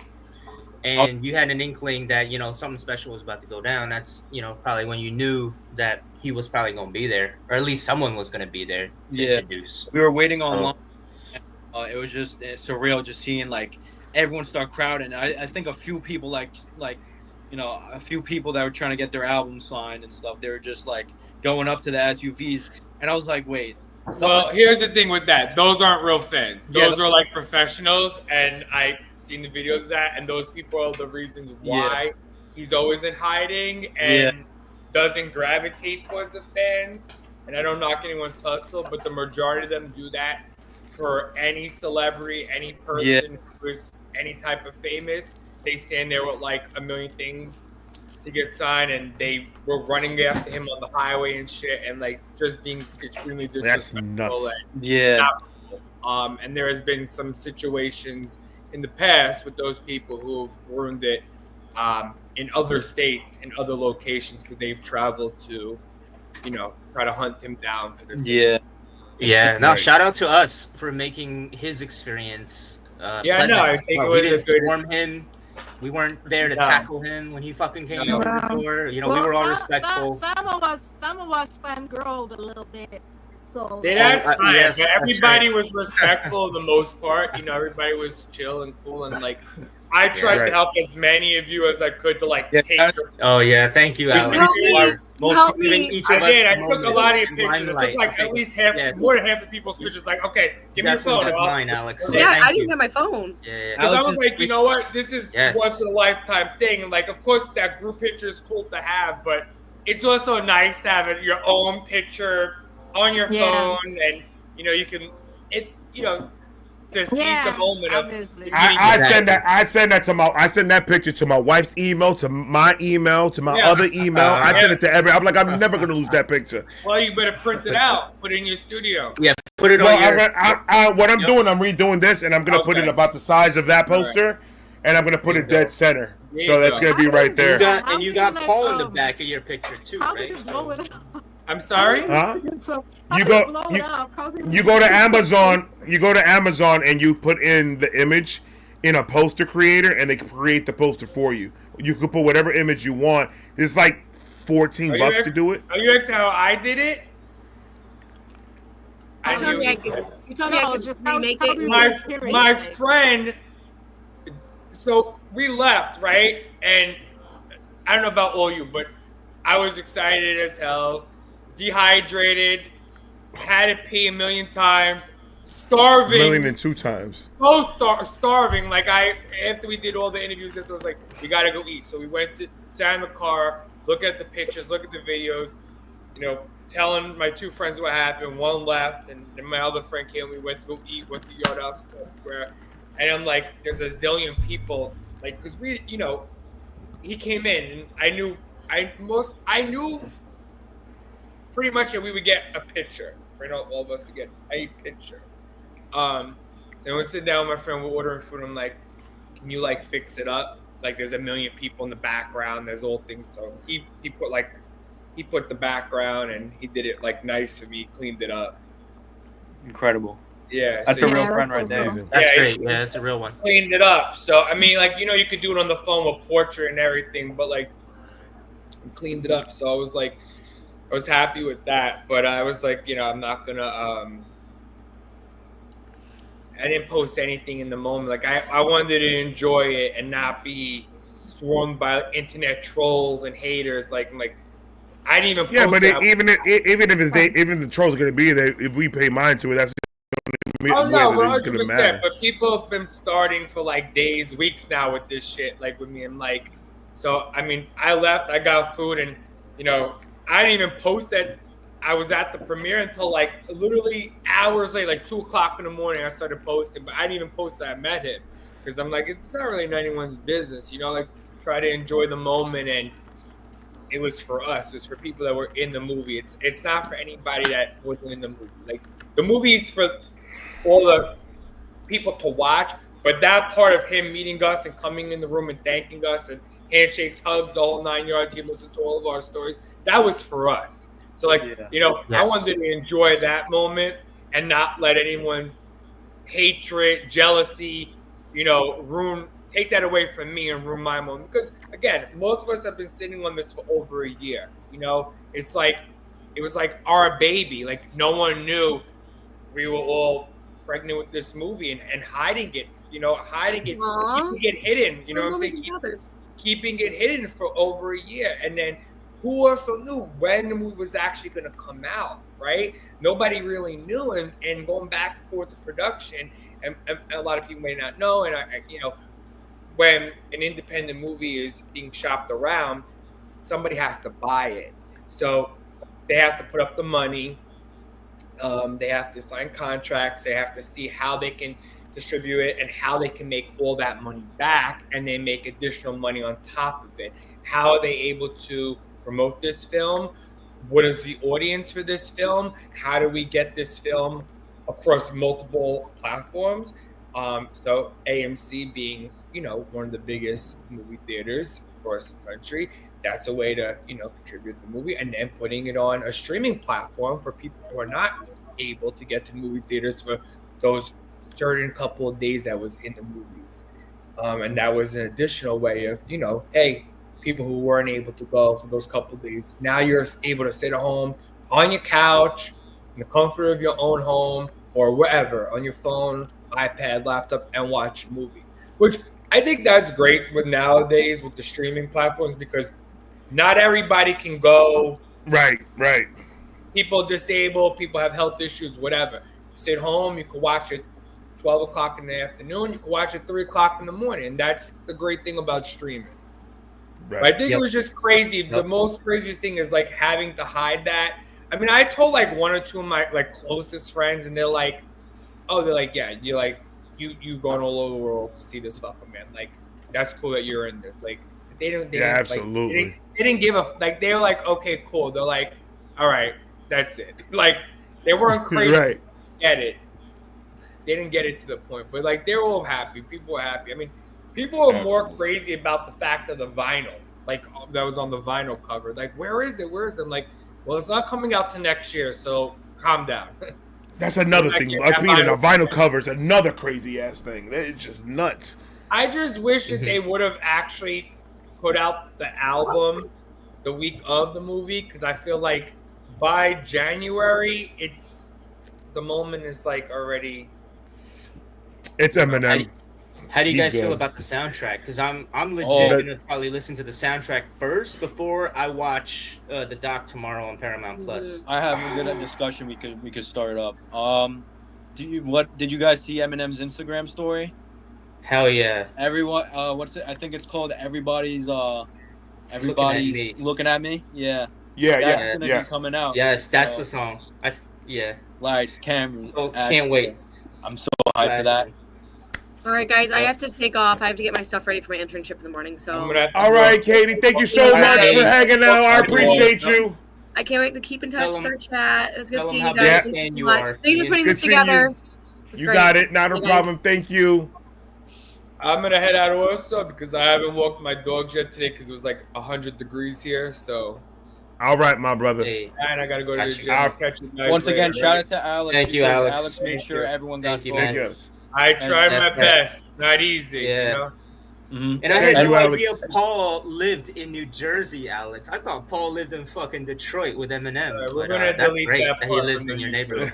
We're not gonna expose people's whereabouts. All right, you guys have a good night. Okay. All right, man. All right. That is amazing. So I got the final. I got my final question, and then I'm gonna throw it into the chat. And if the chat guys, thank you guys for hanging out and being patient with us and with everything. There's a lot of people going in and out. I appreciate you guys hanging out and being in the chat and being positive. And mods, once again, you guys are freaking amazing for keeping it clean and keeping it positive in the chat. So I got my last question, then I'm gonna take it to the chat. We're gonna get a couple of questions there, and then we can all get out of here. This is if you have a message to M, what would that message be? After everything was said and done, we already did the AMC thing, we're done. Final message to Eminem, if he was to watch this. I'll let you guys go first, and then I'll say. Eminem, I'd like to make the FAC music video with you. I'll get a bottle of blue. I swear to God, James, I swear. Censored. Yo, we can make the fact music video. When he said that at the premiere, that he was gonna premiere that video, I was so hyped. I lost it. Yeah, why? Oh why my he, god. why he hyped us up like that, huh? That was not fair. Yeah, I lost it when he said that. I went, what? Well, he knows. He knows that's his peak. He knows that's his best song that he's ever fucking done or will ever fucking do. So you know that's just to tease you. Hilarious. Like is, but yeah, if I were to just say a message, I mean, dude, one in life. You know, he's a grandfather now. He's a great father. He's a grandfather. He's done everything. He's overcome so many adversities. I'm just proud of him. I just hope that he will continue to do what he does, whatever he loves to do. He's not obligated to do shit. He's not obligated to tour. He's not obligated to put out any more music. He's done so much for all of us. Of course, it would be nice, and I have a feeling he would, because that's all he fucking knows how to do. So, yeah, man, I'm just proud of him. That's all. If I could say something to him, if I could say something to Eminem, I mean, I'm so glad I got to say this to his face. I really don't even know if he if he heard, but I know because he was trying to talk to all of us, and a lot of people were just trying to say something. I just want to say thank you. Like, you're incredible role model. I grew up it's I mean, obviously, I love my father, but he's like a second father figure to me, because I look up to the guy. He's someone especially the Marshall Mathers Foundation, just everything that he does, the Make-A-Wish that goes behind the scenes, everything that he does behind the scenes, just not to even show the public, just to be a good regular human being, a celebrity, he saved countless of people's lives, and I'm so grateful to be here today talking on this live right now, and it kind of makes me want to tear up, because I'm just so grateful to be alive and thriving and pursuing my dreams and meeting so many different great people. And I'm so glad I got to experience the experience on August 6th, 2025 on the Stands premiere.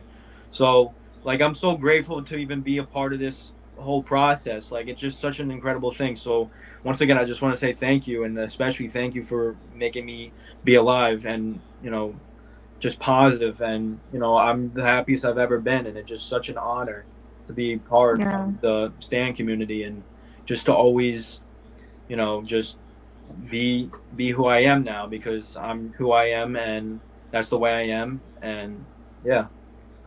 Thanks for giving back, Ralph. Thanks for modding. I appreciate it. Yeah. I wish I could have told him that his music got me through a lot of tough times in my life. When I actually met him in person, I didn't see shit, because I was too busy fangirling, and I was too busy not believing that this was actually real. So I ain't say nothing of meaning, but if I could, I wish I could tell him how much tough shit his music had got me through. And well, everybody done said it, but I'm gonna say it too. His music did save my life. I don't know if I would still be here, because I probably would have been depressed and in a ditch somewhere if I didn't have his music to listen to and channel all of my anger and frustration through. His music helped me, all the anger that he expressed in his music, listening to that, it was cathartic to me, and it helped me express the anger that I always wanted to express growing up, but I never got a chance to express shit, because I was too busy being scared that the bullies would beat me up. So when people would shit on me, I never said anything back to nobody. I never talked back. I never stood up for myself. But when I would listen to his music, it always gave me strength or whatever. Should have said all that. Well, I mean, not all that, because he ain't had time to listen to all that. But should have said something smart instead of what I did say. Oh, because of your music, I learned how to speak English. Shut the fuck up. Oh my God, I stuck my foot in my mouth. That was so bad. Oh, why? Don't beat yourself up that much. Don't beat yourself up that much. That was amazing. Yeah, it's great. Eminem teaches English. I literally wish that the fucking lightning would strike and fucking just. You just inspired so many people. Don't it's make incredible. me cry on this fucking live stream, because I'm still so fucking frustrated. Crippa, how about you? How about you?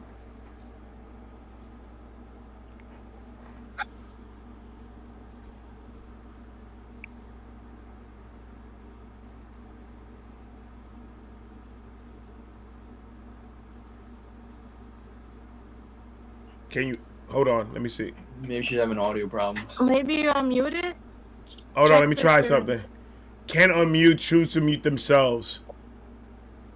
You should hit a button there. There should be a button there. There you go. No, I There you said go. in the there you chat. go. I said in the chat that my family's being a little loud, so I can't really speak right now. Oh, okay. I didn't see that. I gotta open up the it's private okay. chat. Got you. I got you. All right, so we're gonna put it up to the questions to the chat now. So anybody in the chat right now that got questions for any of the stands on the panel right now, please ask your questions now. I think I was fortunate enough to let him know when I was able to meet him when we were all there to pretty much my sobriety. He was the background music through my sobriety.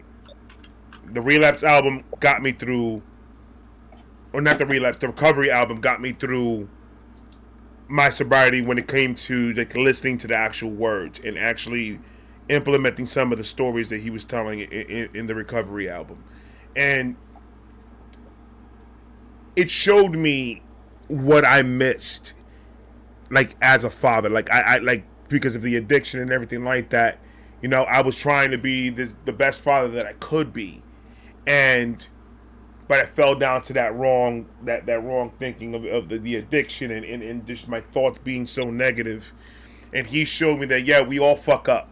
We're human fucking beings. It's gonna happen. We're gonna mess up, and we're not exempt from that. No one's exempt from fucking up. It's all about how we continue on pushing and doing right by our kids so he really taught me how to be a good dad as well in a lot of ways. And I was fortunate enough to let him know about my YouTube career, and a lot of that has to do with him. Like I in my mind, I'm like, look, Marshall took a chance and he did what the fuck he needed to do, and he got his shot, and he made it work for him. He became one of the biggest rappers in history of hip hop. So I'm like, you know what? I'm not meant to work for a 9 to 5. This is where I need to put all my marbles in. Marshall put his all his fucking eggs in the rap basket. I'm gonna have to put all my eggs in this basket. So he's an idol to me. Like I look up to him like if he was a father figure. Like what Ralph said. Like he was a second dad. It was like, all right, now I'm gonna teach you that you're gonna get a lot of roadblocks in your fucking way, but you are who you are. Fight through that shit and keep it pushing. And that's what he's done. Because no matter what anybody could say about Eminem being an addict and all the shit that he's done in his whole entire career, he was a great fucking father. His daughters were raised absolutely perfect, almost close to freaking perfect, because they're not in the eye of media using their dad's fame to just be out there. They're respectable women they go to college, they have their families, they're doing their thing. He raised a great group of girls. So I mean that alone shows his character. That alone shows who he is. And for all the fathers out there that are trying their best to be the best dads, I mean, I saw M as one of those. Like no matter what you said about him, no matter how much he curses on a track, or no matter what he says in an interview, at the end of the day, he's going to do what he needs to do to make sure Haley, Elena, and Stevie is going to be completely taken care of. No matter what, and that's what he showed me, and I would like to add that on top of what I told him when we met, because all I told him was like, you know, you really changed me, you really helped me. I'm 40 years old, brother, and 25 years it's you. You have been my background music of my whole entire life, so that's what I would have said. Mm-hmm. Yeah. I saw that someone asked about what's your favorite favorite song, like top 5 from the Marshall Mathers LP. So I did see that too. Yeah. What is so? Let's start with Ralph. Let's start with Ralph. Ralph, what's your top 5 of the Marshall Mathers LP? It's hard, but Marshall Mathers. Marshall Mathers. Shout out to Kevin. Marshall Mathers. Then it's not Remember Me. It's Stan, then The Way I Am, then Remember Me, and listen, I know this is kind of a weird pick, but Amityville. What? Love Amityville. Amityville's fire, bro. Mentally. Yeah, love Amityville. Mentally ill from Amityville. Damn, if only YouTube didn't do that freaking bullshit, I would be playing so much Eminem right now. But they will block me so quick on this live stream if I play some Eminem. Immediately demonetized. Can I say my top? Yeah, can I tell you guys my my favorite Eminem albums, like my top 3 or top 5? What are they? It's a weird one. So the Slim Shady LP is number 1. Music to Be Murdered By. I know. Nice. And Relapse. Nothing wrong with that. A and B. Yeah, like I kind of, but like I honestly prefer side B over A. Not gonna lie. Okay. See, me and my son have that debate too. Me and my son have that debate all the time. I'm like, I prefer side B than side A, because side B to me it was just the beat selection. I think he had better beat selections in side B than he did in side A for me. Yeah. And then I said Relapse. So, Recovery. So that would be my top 5. I think I said my top 5. But my favorite song from side B is Favorite Bitch, and then side A is No Regrets. Deep cuts. How about you, Daniela? No, thank you for getting it right. We're talking about top 5 songs from the Marshall Mathers LP, right? For the Marshall Mathers LP. Okay, in no particular order, because I don't like to compare. This is my top 5. This is my 5, 4, 3, whatever. But The Way I Am, Kill You, Stan, I'm Back, and kind of afraid to say the last one because you're gonna look at me like I'm crazy. Say it because you already got my top 4. You already got my top 4. So say your 5th. I like Kim. Damn. Okay. I love Kim, but he's basically screaming the whole song and killing her. Listen, the chorus is a banger. Listen, it's a vibe. I have to have a vibe to listen to that song. Cause even Dre was fucking shocked when he heard that shit. I wasn't shocked. I thought it was crazy, bro. Fucking crazy. Back in the day. So crazy. When I heard Kim first time in the headphones, I'm like, oh, so this dude is not even gonna make it to make another album. He's gonna get arrested with this album. That's what's gonna fucking happen. I'm like, holy shit. Oh my god, Kim, I think was the one that really got me. How he be yelling all the verses, how he just screams. Right. And then the hook is like so. Give me a second, guys. Speak amongst yourself. Give me 1 second. I gotta fix something real quick. Give me one. Oh. You guys. Yeah, he'll be back. Mm-hmm. Yeah, Kim fucking love Kim. And love it's the a song. wild song. Yeah, but you can like, kind of when you tell hear. people you like that song, people looking at you like, are you mental asylum ready? Not really. I just like the song. Can you listen to it back to back? Can you listen to it every day? I could. I can. I could. Really? I have to be in the mood, like I said. I watch It had a to be lot of vibe. horror movies too, so I kind of like. Oh, stuff okay. like that. You know what's underrated though? The Kids. Oh yeah. That's a great substitute. And I know it's on the the clean version of the Marshall clean Mathers version. LP, right? Like, But certain there's songs curse words can't on the make Kids. it to the clean version. Can you imagine trying to censor that song? Like the whole song will be censored. It's like how on the Eminem Show, the clean version, and I know that because my mother screwed me when I was 14 or 15 or whatever that album came out, and she bought me the clean version of that album. There is one song on that album that just like skips through it because there was no way to censor it. You know that song Cribs. If you listen to the clean version of the Eminem Show, it don't even play. It just fucking skips the whole song. Like it just skips through. No, I'm not for the How do you clean censor that versions. shit? You can't. Yeah, exactly. The clean versions, oh my god, clean versions of any Eminem CD. It's just like Why did It's you a even crime. waste money making Honestly, this? it should be Exactly. illegal. Clean version of an Eminem CD should be illegal. It should be illegal in every state and every country in the world. Like, Yeah. don't sell that no more. Like, that's pointless. Because like It's you're a literally crime. not gonna be hearing half the stuff that he's saying because you have to bleep half of it out. Because there's some words that don't not gonna rhyme with half the crazy shit he says.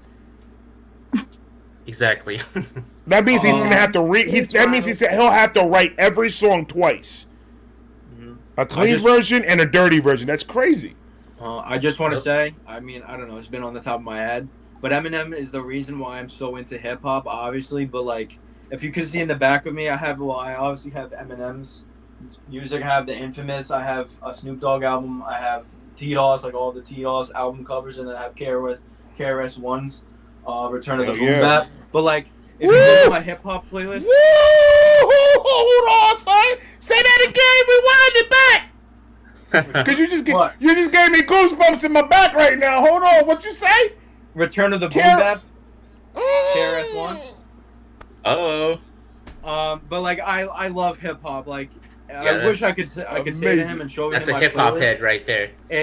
I love Big L's music. I love Big L's fire, Gangstar's bro. music. Wow. Like what's it called? Like I listen to so much underground stuff. Like I have over 5,000 songs in my hip hop playlist, and then I have like a bunch of songs in my dance playlists. Then I have every other like playlist. I'm gonna send you an artist that I want you to I want you to hear. I'm gonna put it on the thing. It's called. His name is Ren from the UK.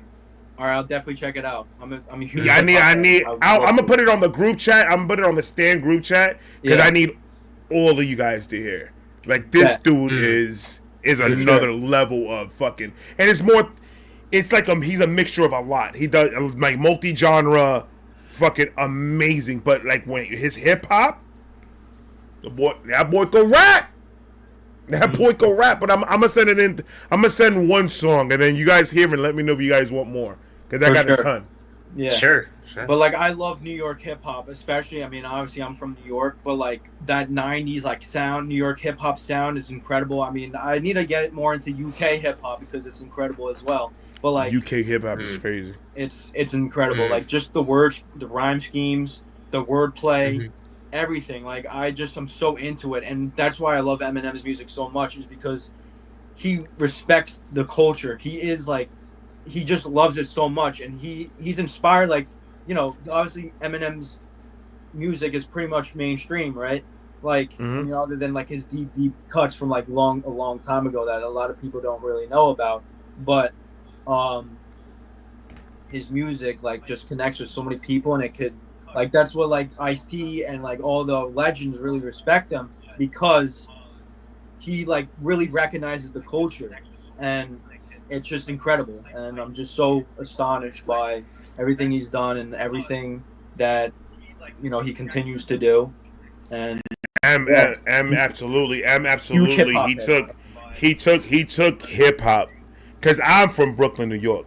I was there when he first dropped in the streets, and people were listening to him, and the ears was in the street. Like I was hearing when I heard "Hi, My Name Is." I went back. I started listening to shit he was doing with the Outsiders.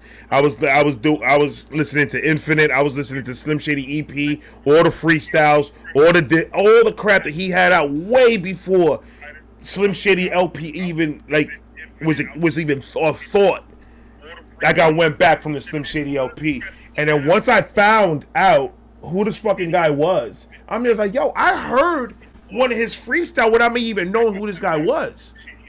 Like he was on some mixtape, and I heard one of his tracks, and it was the one that he said, "I'm leaking it raw, but leaving like Malik and Jamal, because I don't believe in the law, like I'm Steven Seagal." That was the one that I heard, and I was like, hold on, like that guy sounds familiar.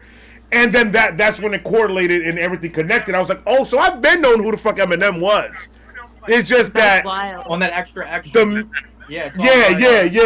Yup. I know that. Yeah, so I was like, holy shit. So I already knew who he was, but I couldn't put the face to the name. I didn't even know he was white. Man, I wish I was alive back in the '90s when he. It was amazing, bro. When I tell you, he lived in Manhattan. When the Marshall Mathers LP dropped. With That Stretch and, motherfucker lived Stretch in and there. Armstrong. Stretch Armstrong? Yeah. Green Lantern? All them. Yeah. Oh. Boy, I'm telling you, this... Y'all remember that video when he like promoting his album on Times Square and somebody's like, "Who the fuck are you?" And he's like, "I'm nobody. Buy my album." And they like, Oh yeah, yeah. That was promoting I know Slim Shady that LP, right? person felt stupid. I know. I think it was a Slim Shady LP, yeah. It was a Slim. I know Yeah, he was that on a person bus, feels right? Stupid.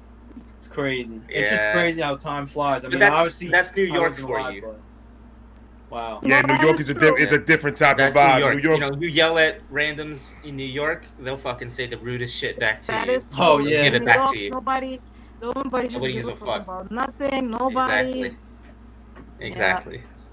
How so bad? But like I know I wasn't even having that much issues with people when I was bringing up Eminem, because the group of friends that I had were rappers. I mean, they all were in studios and they battled rap and they did all that. So the people I was around was known who Eminem was, and they think that he is and was back then one of the most lyrical rap gods that the rap game had to offer. So they really. Did you guys ever had any type of pushback from like your friends or anything like that, being a big stan? All the time. All the time. Not really friends, really. because I ain't got no friends. But like, if I just would talk to somebody and they would ask me who my favorite rapper is, and if I say Eminem, they would always look at me funny. Yeah. It's like honestly it's like a race issue. I'm not gonna lie, because usually there would be black people that would ask me that, and when I would say that, they would be like, "How can Eminem be your favorite rapper? Like how is that?" Yeah, that I get that sometimes too, and it's weird when I see it. Like I was like, so well, like what? Do you understand that Eminem like grew up in the middle of Detroit, like with a whole bunch of black people? Like, do you understand that when he speaks, when he's somebody told me that I can't relate to what he raps about. I'm like, what you talking about? I also want to kill my boyfriend and I hate my mother. Well, not like that. To answer your I don't want to question, kill my boyfriend. I'm lying. right, to answer your question, like obviously because I was in middle school, like when everyone was listening to Lil Peep, rest in peace, XXX Tentacion, Juice WRLD, like all those, like Trippie Redd, Lil Uzi. When I'm playing, what's it called? When I'm playing like the Marshall Mathers LP, like to my friends, they're like, "Bro, you don't listen to Juice WRLD?" I'm like, "Dude, Eminem is the reason why Juice WRLD exists." Well, alright. Well, it's one of the reasons. Like one of the reasons he influenced, but he influenced. It's a fact though. Eminem influenced Juice WRLD to do a He lot. influenced so many people. Like I just, Yes. I mean, I did get some backlash from that, like from like my friends at like my house when I'm playing that, because I was kind of worried, like because it was a huge battle about who has the aux, and I played Eminem, and I actually put a lot of my friends onto songs like "I Need a Doctor," just all these different like Eminem, like I'm a soldier, I just different stuff. And then when Music to Me Murdered By came out, like everyone's like, damn, I love this album. Like I like. Just you gotta like really have a taste, I guess. Yeah. Rest in peace, Juice WRLD. Rest in peace, like all these people. My son, 16 years old. My son, he's got the Eminem wrist tattoo. That's what he wanted for the 16-year-old birthday. Oh, that's cool. So nice. we got him that one. He is like he's a stan. Like they recorded him in the movie. Like he was part of the movie. They just didn't show him. But when they came to record in the house, he was part of that. They recorded my son on the couch with the Eminem shirt. Because he's got more Eminem shirts than I got. I got all hoodies. Like my shit is hoodies. I love hoodies. But he's got all the shirts. He's got posters. He has his PS5. It literally has all the albums of Eminem's on the PS5 as stickers. Oh, nice. Completely around, because he's a big. He was like, and we were there. Oh my God, because he was there in New York with us when M got on stage. That boy almost shit himself. I sat the fuck down. I sat down because there was the stand area where we were all supposed to be sitting. I was sitting with my family up front. So I came down, and that's when you saw the guy They recorded me that I was rapping that one part. Yeah. I forgot what the song was it. So that right there, we were sitting there, and I'm sitting down, and they told us, don't tell anybody that you guys met at. until You didn't tell he your does it. son? No, I sat down and she was like, "So what happened? Did you meet him? Did you meet?" Because I told her I met Paul. Yeah. I told her I met all the people, all the production company. Shout out to the production company, everybody that had to do with getting us out there to New York and getting everything situated. I was like, told her that I was meeting all these people and everything, and then her question is, "Did you meet M?" So at that moment, we didn't. We were still sitting, waiting for people to start doing their interviews, and then we met him. And I was about to text her, but like, y'all was about to say, "Yo, I just saw Eminem," right? But I was like, "Nope," because they told us. I was like, "I'm gonna keep it shut." I sat down. My son was like, "Did you meet him? Did you meet him?" And I was like, "You guys are gonna have to figure that out later, man. I can't tell you nothing." I was like, "I don't know if we meet him or not." I was like, "All I know is that we did there was a lot of questions being asked. I got dizzy at one point. I blacked out. I don't know, man, if I met him or not. I don't know." My son was like, "You please tell me if you met him." I was like, "I don't know, bro." And then that's when M popped out. My son, the front 2 rows of chairs disappeared. I stood up and all I saw was the chairs were gone. Somebody left the baby somewhere. There was a lady's purse all over. Everybody spilled. This lady's purse got spilled all over the place.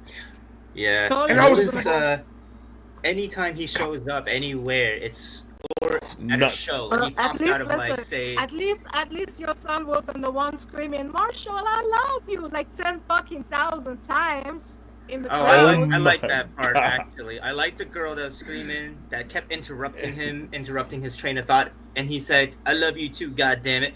I think it only just that was a good moment. That was a good moment where M saying, "I love you too, God damn it." That just shows you the appreciation he has for his fans, and I mean, especially like going face to face, meeting him. Like it really shows you like his admiration for let the man speak. Yeah. Yeah, but Yeah, but like I said, when he shows up anywhere, it's fucking pandemonium. He shows up at 50 Cent shows. Let's say he shows up at JID's show in Detroit just for one song, crowd's gonna fucking lose it. And it's no longer always your been concert. like this. It's If always Eminem been comes like this. out at your concert, there's no longer your concert. Oh no, Exactly. No, I saw him in 2014, the Monster Tour with Rihanna. Nobody gave a fuck about Rihanna, and you know how big Rihanna is.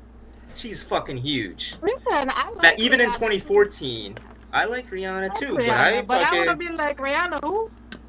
Exactly. In her portion of the concert, I fucking listen. I was drinking. If my wife will get me a ticket, she's like, "We're gonna go see Rihanna." I'm like, "I bet we're gonna go see Rihanna." And Eminem pops out of nowhere without me even knowing this man was gonna pop up. I'll tell my right then and there. I'm like, "I don't think I'm gonna make it out this concert. You're gonna have to put me in a box." I'm like, "I'm gonna be fucked." Like I can't see Eminem as a surprise. When we were in that room and everyone I saw that they kept on kind of procrastinate of us staying in that wall. They're like, "All right, well, we need to go take a picture with this person, and now we gotta go picture." So at that moment, I was like, "Okay, something's about to fucking happen right now," because they're kind of okay, I didn't even think about that. It clicked to me until he popped out. I didn't know until he popped out. Yeah. I had a suspicion. I remember when Paul came out. I was like, "Oh, Paul Rosenberg is there." We saw him earlier. Like, "Oh, cool. So he's gonna take a picture with us too."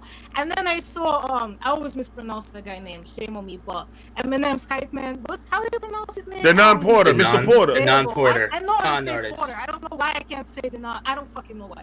But anyway, the same reason I can say Daniela. I guess so. Anyway, so I remember when he came out, I'm like, "Oh shit, he's here too," and even then it didn't click. Did you guys? "Oh shit, he's there too," and I remember thinking he has this cool red coat on, like it looks so cool. And that jacket was fire. Somebody said something like "holy shit" or "fuck" or whatever, and I looked at him.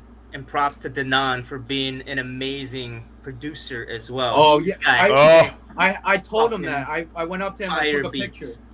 Yeah. Yes. I said, yes, you did. I saw your picture with him. Yeah, I said, all right. So I took a picture with Nems because Nems was there, which was insane, and then Tony Touch was there. Tony Touch was there too. Yo. I saw Tony Touch in the room. I didn't even go up to him because I was like, I don't want to. I'm fanning the fuck out right now, and I had to try to perform. But I saw Tony Touch across from us, and I was like, no ways that fucking Tony Touch. So that was there. What happened with me is, so I go up to, because I just randomly see Nems, and then DJ Who Kid pops up out of nowhere, because that was right. He was there, but I was like, yo, Nems, can I get a picture, bro? I love your music, and you know, I love your your newest project, and I was like, my favorite song is like from the project is Afuera with Tony Touch, and he's like, yo, go tell Tony Touch that. I was like, Tony Touch is here. Damn, like, yeah. I gotta go see him. I gotta go tell him. And you know, I go up to him, and yeah, that the rest was history with that. I just took a picture, and he's like, yeah, I could dig that. You know, I took a selfie with him. But then, anyways, that's I go dope. back to Nems, and Nems was still there. What's it called? And you know, I was just like, dude, keep doing your thing. Like, it's incredible what you're doing. Yeah, Nems is fun. Nems is fire. And he's got a show on Shade 45 too, so that's even dope. I love then that. I remember me and Brendan were online for the interviews, and we're like, "Who Kid?" He's like, "Yo," and then I dabbed Who Kid up, and he's like, "Yo, what's up, bro?" And then and then that's what happened. As I'm leaving, as they're prepping us, because I had to go to the side because they were telling me where I needed to go before we went sat down. They were showing me where I needed to sit down.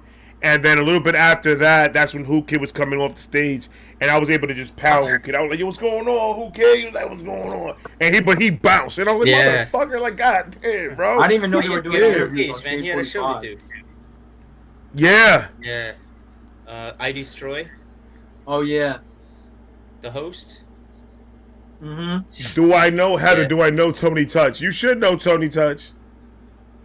One of the best fucking insane records. Yeah, one of the craziest producers they got. He has a song. He has like hip hop. He's produced some songs for Eminem. I mean, I know a few. I think are probably in the vault, but one of them is with D12. It's called Get Back. You better. I know that song. I know exactly what his scratching technique is crazy on that. Like, oh my gosh, incredible. I think M is around a lot of good people. That's the reason why M is such a good producer, because look at the producers he has around him. He had Alchemist, he had Tony Touch, he has DJ Who Kid, he has Dr. Dre. He's got all these crazy producers. Dre, all these people that are so amazingly in production. It was bound to fit. He learned some shit. I mean, that's why he got a whole bunch of tracks. Beats to be sent to him, and then he hogs the beat. He sits on that beat for like years until he finds the right verse to spit on, and then he fucking uses that beat. Like that's what he did with He works with a lot of producers. Yep. Yeah, Man is a Antichrist. perfectionist. Again, if you heard the leak, that shit was from like 05. 05, yeah. Original version, yeah. Yep. I mean, with Brand New Dance. Mm-hmm. Shit was from 04, 05. Christopher Reeve, that's what it was called originally.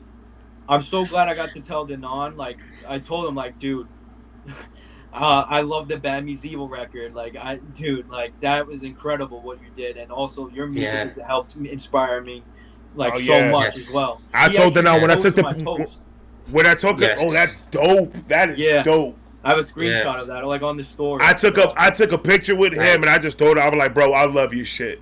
And he, yo, I appreciate you, man. And I was like, yes, I know. Like, yo. He did Fuel, man. He did fucking. He's fucking dope. Underrated. He did Stunt 101 for G Unit. Yup. He did a lot. D12 album. Yeah, he was. People need to look at his He was all over the D12 album. Yes. Yup. Listen, guys, I gotta go as well. I was about to say the thing. We're about to go on 2 hours, guys. Yep. This was an amazing live stream. Thank you guys for hanging out with me. Thank you guys for coming up and taking the time. The Stands for coming up and hanging out with your boy.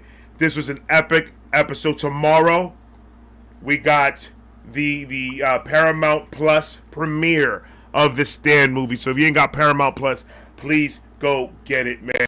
The Stand soundtrack's coming out. And the Stand contract is coming out as well tomorrow. Everybody's looking at me. You finally get to hear that shit after 20 years, 23 years. We got finally 2 get to hear that verses, shit. I'm pretty sure that's coming out. Yeah, you think Proof is going to be on Everybody's Looking at Me, or he's on? could be. He could. We'll see. That would be great, and I will. I'm Didn't they happy say for he's on anything two else. unreleased songs? I thought Yeah. he was on two. Yeah. Yeah, we'll see. I think it's 2 unreleased.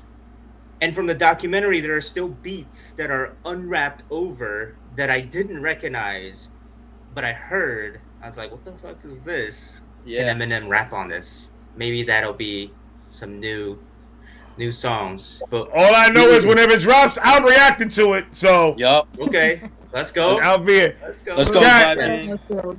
Chat, thank you guys so much for hanging out with me, man. This was the Stans reunion. I hope you guys enjoyed it. I will be seeing you guys with more videos tomorrow. We out. Peace.